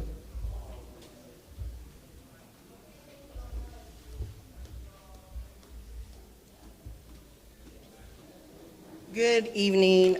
My name is Gina Lathan, 528 South 11th Street, representing District 22. And I did want to share that last week, County Board member Tony Deljourno and I had submitted a resolution to be ran through the jail committee and then hopefully move forward to County Board to deal with some of the issues that were addressed today. And so I just wanted to make everyone aware that in the resolution, it would be a review of standards, practices, and guidelines in regard to hiring sheriff's deputies, court security, and jail security. And then there will also be review and consideration of the process and getting a better understanding of the Merit Review Commission, not only background checks, but extending that review to take into consideration FOIAs. We understand that over time we learned that there were additional information, and if we would have had FOIAs in place, then that is something that we would have been made aware of sooner than later. And then the language is also inclusive of an independent outside review of the investigation of the process. I'd like to thank everyone who is currently here and those who have left, and for your input and your thoughts and your ideas, greatly appreciated. I will be going back to County Board member Tony Deljourno as well as some others and taking into consideration some of the comments that were made. Our role here is to be of service, and so we just want to make sure that we fine-tune the resolution to make sure that it is inclusive of some of the suggestions that were made today. So thank you so much for your comments, your input, and I'm available if there's any additional conversations that any community member would like to have. Thank you again.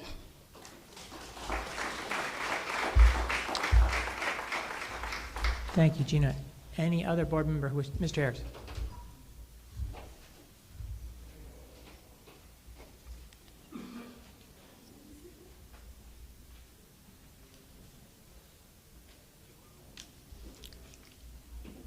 Hi, good evening, folks. Mark Ayers, County Board District 12, 1901 Barberry Drive. Folks,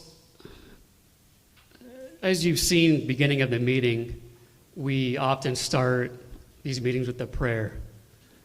And I think it's wonderful, and we know that we could use the Lord's help now more than ever at a time like this. And we often will quote scripture or quote some Bible verse. And it's in that same vein that we're all reminded of Sonia's final words. The words other than I'm sorry, which are now made famous, which is, I rebuke you in the name of Jesus. And I've been thinking a lot about those words from Sonya and watched that video of this murder, and I kept wondering to myself, and as I replayed that over and over again, that snippet of her saying that, what was going through Sonya's mind when she said that? What did Sonya see to invoke those choice of words at that particular time?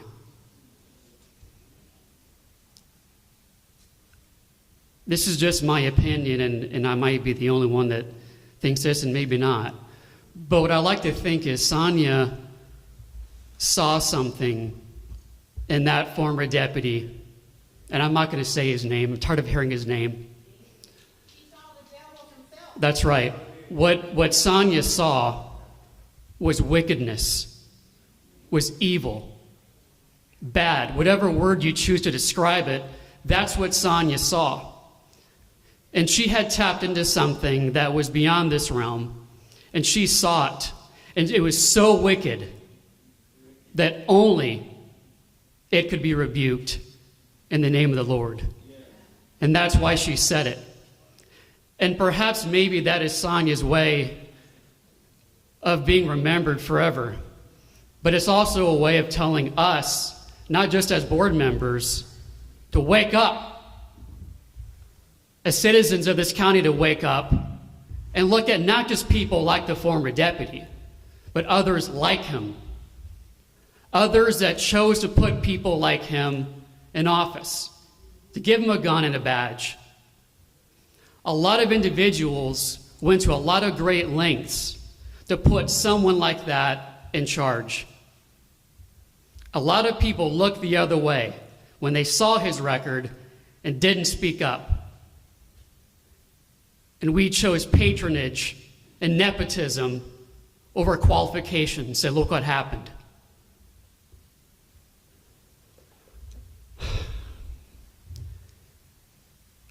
Sonya, if you're part of the Christian faith, and even those that are spiritual know that Sonya's not gone. Sonya may have left the physical realm, but she remains. In her spirit, you can feel it in the room. You can feel it. And I get chills talking about it. And I didn't even know Sonya. She's not even my constituent, not even my district. My district's on the opposite side of town than Sonya's. But my people cared. My district cared. I don't need a particular amount of melanin in my skin to have a thought or a feeling about this. 29 board members up here. Where were half of you when this went on? A handful called for Jack's resignation. That's it. That's all we could get. A few. You're not human beings. Are you not human beings? I don't give a damn what letters next to your name, an R or a D. Who cares? You chose silence. You could have spoken up.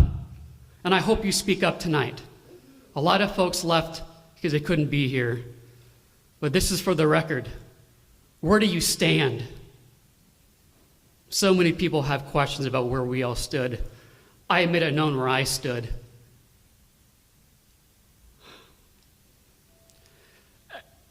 As we go forward, please keep attending these meetings. We should be adding chairs in this room, not taking them away. And I fear that as the weeks and months go on, crowd size starts to dwindle. We start having meetings again in the old building. We'll go back to our old ways. I pray that's not true. I pray that every time we have a meeting, there's more people and more people and more people until we get this right. And so, in closing, all I would ask for is your patience as we try to get this right. There's a lot of work that has to be done here, a lot of work. Some of it will be done in the county. Some of it can be done right now in the sheriff's office. Some of it with the Let's Be, some of it with the merit board. And as Vera said, the George Floyd Act federally. There's so many layers here, folks. But I'm committed to getting this right. And in Sonia's, when she's talking about Jesus, there's a phrase, a verse in the Bible that I've always known when I was young, and I thought it led me in the right path. And it's really the only verse that I actually know, and I can't quote any scripture other than Proverbs 28:1, that said, when the wicked flee, when none pursueth. Well, I'm going to pursueth. Are you? Or my board member is going to pursueth the change that needs to happen. I'm not going to walk away from this. And I hope you're going to join with me and pass some reforms, whatever it takes.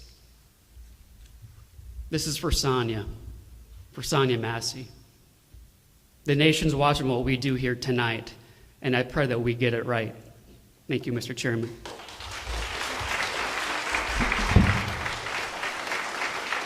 Is there any other board member who wishes to speak?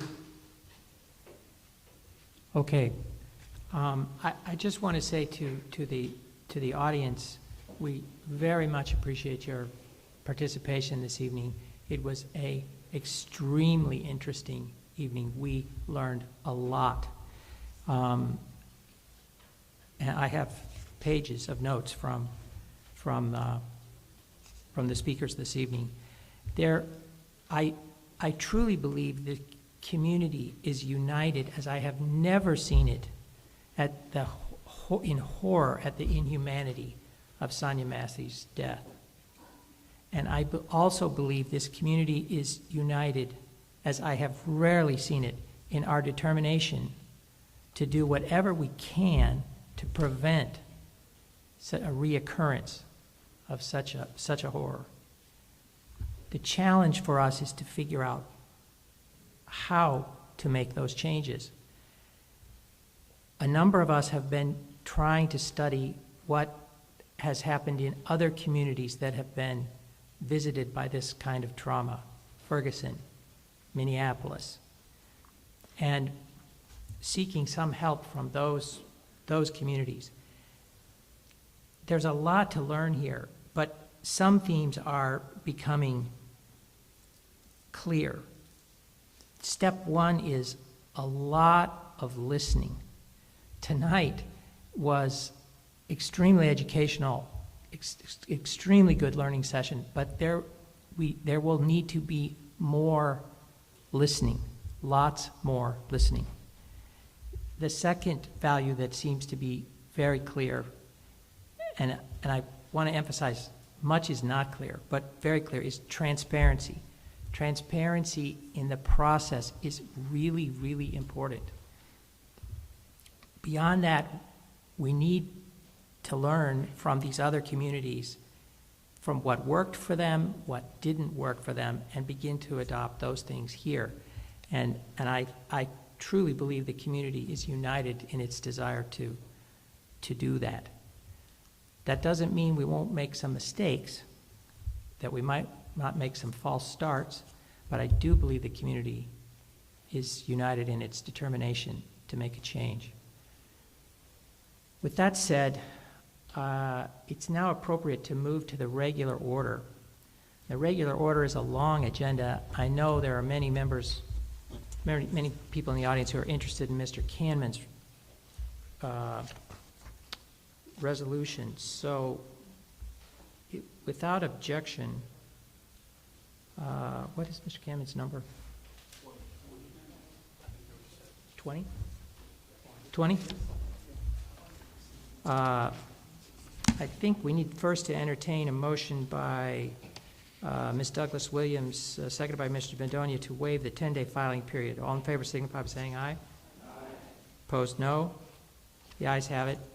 Then, without objection, I propose we proceed immediately to Resolution 20. Mr. Clerk, please read Resolution 20. Resolution 20. Resolution authorizing an advisory question of public policy to be submitted to the voters of Sangamon County at the November 5th, 2024 general election. Mr. Cammon. Yeah, I move for passage of Resolution 20. Is there a second? Okay. Mr. Chairman, I move we adopt amendment number 1 to Resolution 20 that Mary Carter's handing out right now. What amendment 1 to Resolution number 20 does is it deletes everything after the title and inserts in lieu thereof a resolution creating a binding referendum to be put on the November 5th ballot to create recall for the office of Sheriff of Sangamon County. This is allowed by law under Article 7, Section 7 of the Illinois Constitution, which authorizes counties, home rule and non-home rule counties, to change their government by passing a resolution and putting a referendum on the ballot and allowing the people to vote on that change. In the appellate court case of Tiffany Henyard versus Village of Dalton, 2016 Ill App, 1st District 153374, 48 Northeast 2nd 220, the appellate court in that case ruled that recall was a change of a form of government that was authorized by Article 7, Section 7 of the Illinois Constitution. So we, as a county board, have the authority to place a binding referendum on the ballot to create recall for the office of Sangamon County Sheriff.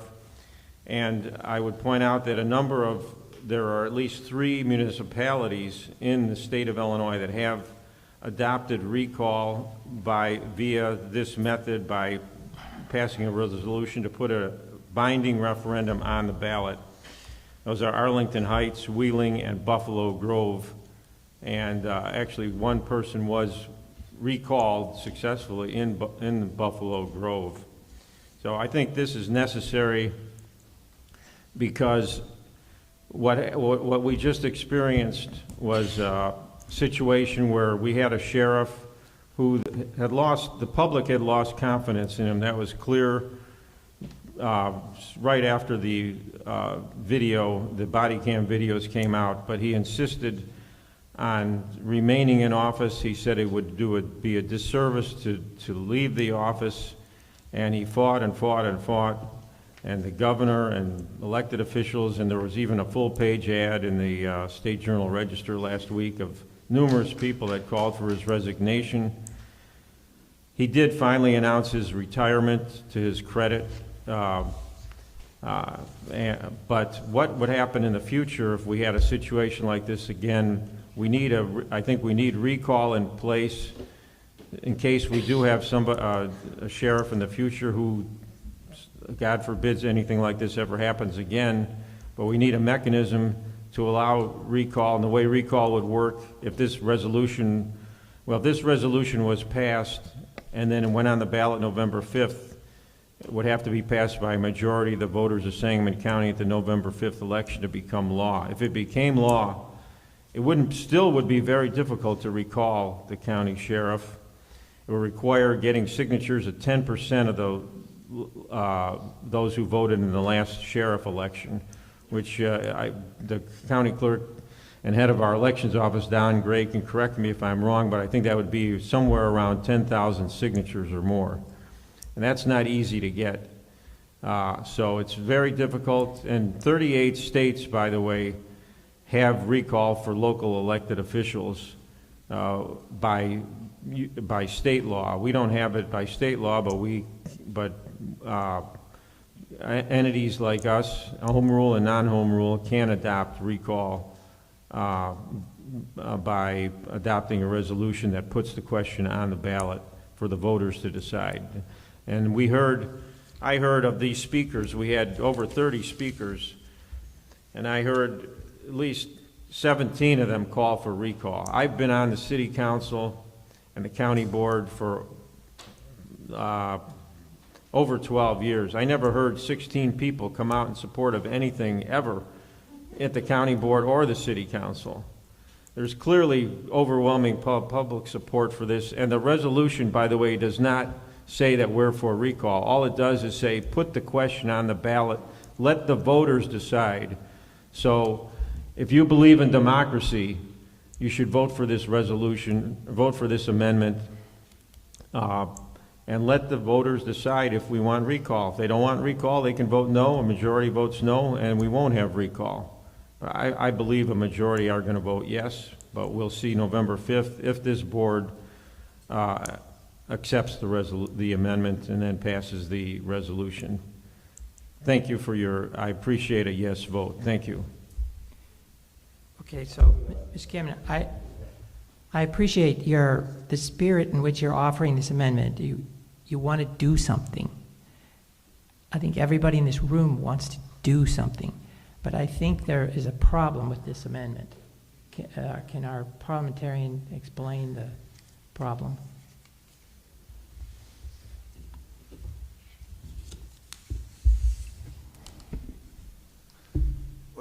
The problem with this amendment is it's not germane to the resolution that is actually before the board. And that resolution was, it's very simple, very straightforward. It's an advisory referendum. The question is, should this question be placed on the ballot in the next election? Should Sangamon County Sheriff Jack Campbell resign? And that's as simple as it is. Amendment number 1, obviously it's quite different. It's quite lengthy. It doesn't deal with that short question. It deals with something that may happen in the future. This idea of putting the law in place for recall. It also is not advisory. It will become, and if it's put on the. It says this resolution shall be in full force and effect upon its passage. So it's binding. It's not limited to Sheriff Campbell. It's to sheriffs in the future. Mr. Chairman, it is germane. The original resolution proposed a referendum to be put on the ballot November 5th. This amendment would propose a matter to go on the ballot, a referendum to go on the ballot November 5th. As far as regarding Section 4, this resolution shall be in full force and effect upon its passage. That just means the resolution putting the referendum on the ballot is in full force or effect. It doesn't mean recall is in full force or effect. So obviously the resolution has to be in full force or effect for it to go on the ballot November 5th. If I could continue, Yeah. the definition germane, closely related to or having bearing on the subject of the motion to be amended. No new subject can be introduced under the pretext of being an amendment. An amendment cannot introduce an independent question. So this is right out of Roberts. I got these proposed amendments from you this afternoon. I immediately could tell, this is very different. So it would be my opinion and recommendation that this is not germane to the resolution, and it's out of order for that reason. And Mr.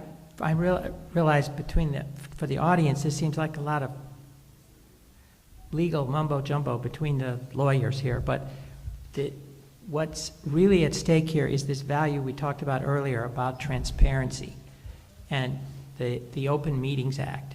And the Open Meetings Act, the Open Meetings Act is designed so that the people know what the board is going to vote upon in advance. And so you have to publish the agenda of what the board is going to vote upon so people know what it is. And you can't change what you published you were going to vote on by an amendment that changes the substance of what you told the people the meeting was going to be about. So I understand everyone here wants to do something, but these amendments are not They haven't been posted. As part of the board agenda, they're not appropriate for the meeting tonight. The public in general doesn't know about Mr. these. Chairman, we have amendments to resolutions that are never presented in advance of the meeting. I printed and they're just oral. I printed these up and I emailed them and I gave them to you and the county clerk well before the meeting. This is much more, no, I could have just presented these tonight, not given any advance notice. But I believe in fairness, and that's why I presented these amendments, or this amendment number 1, prior to the meeting, so that everyone would be aware of it. And there's no requirement that amendments to resolutions be posted in advance under the Open Meetings Act. That's not the law. The amendments have to be in concert with the resolutions that were posted for the public to know what the business that was going to transpire. Correct, and the resolution would put a referendum on the ballot, and the amendment would put a referendum on the ballot November 5th. So it is germane. Completely different subjects. I'm sorry, Mr. Cameron. I realize you want to help. You want to do something, but this is not a transparent. Well, are you going to rule this? appropriate way to- Are you going to rule the? I mean, you're going on and on. Are you going to rule the amendment out of order? Yes. I make a motion to overrule the ruling of the chair. All right.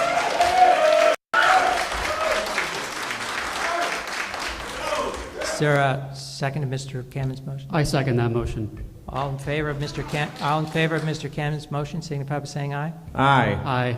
Opposed, no. Mr. Chairman, I ask for a roll call vote on that. The clerk Mr. Chairman. Clerk will call the roll. Mr. Chairman, before the roll call, Yeah. I got something to say. I understand what he's trying to do. He's trying to do something to move forward tonight. I get it, 1,000%. I also understand our state's attorneys telling us that this is out of order, it's not right, it's just not put together properly.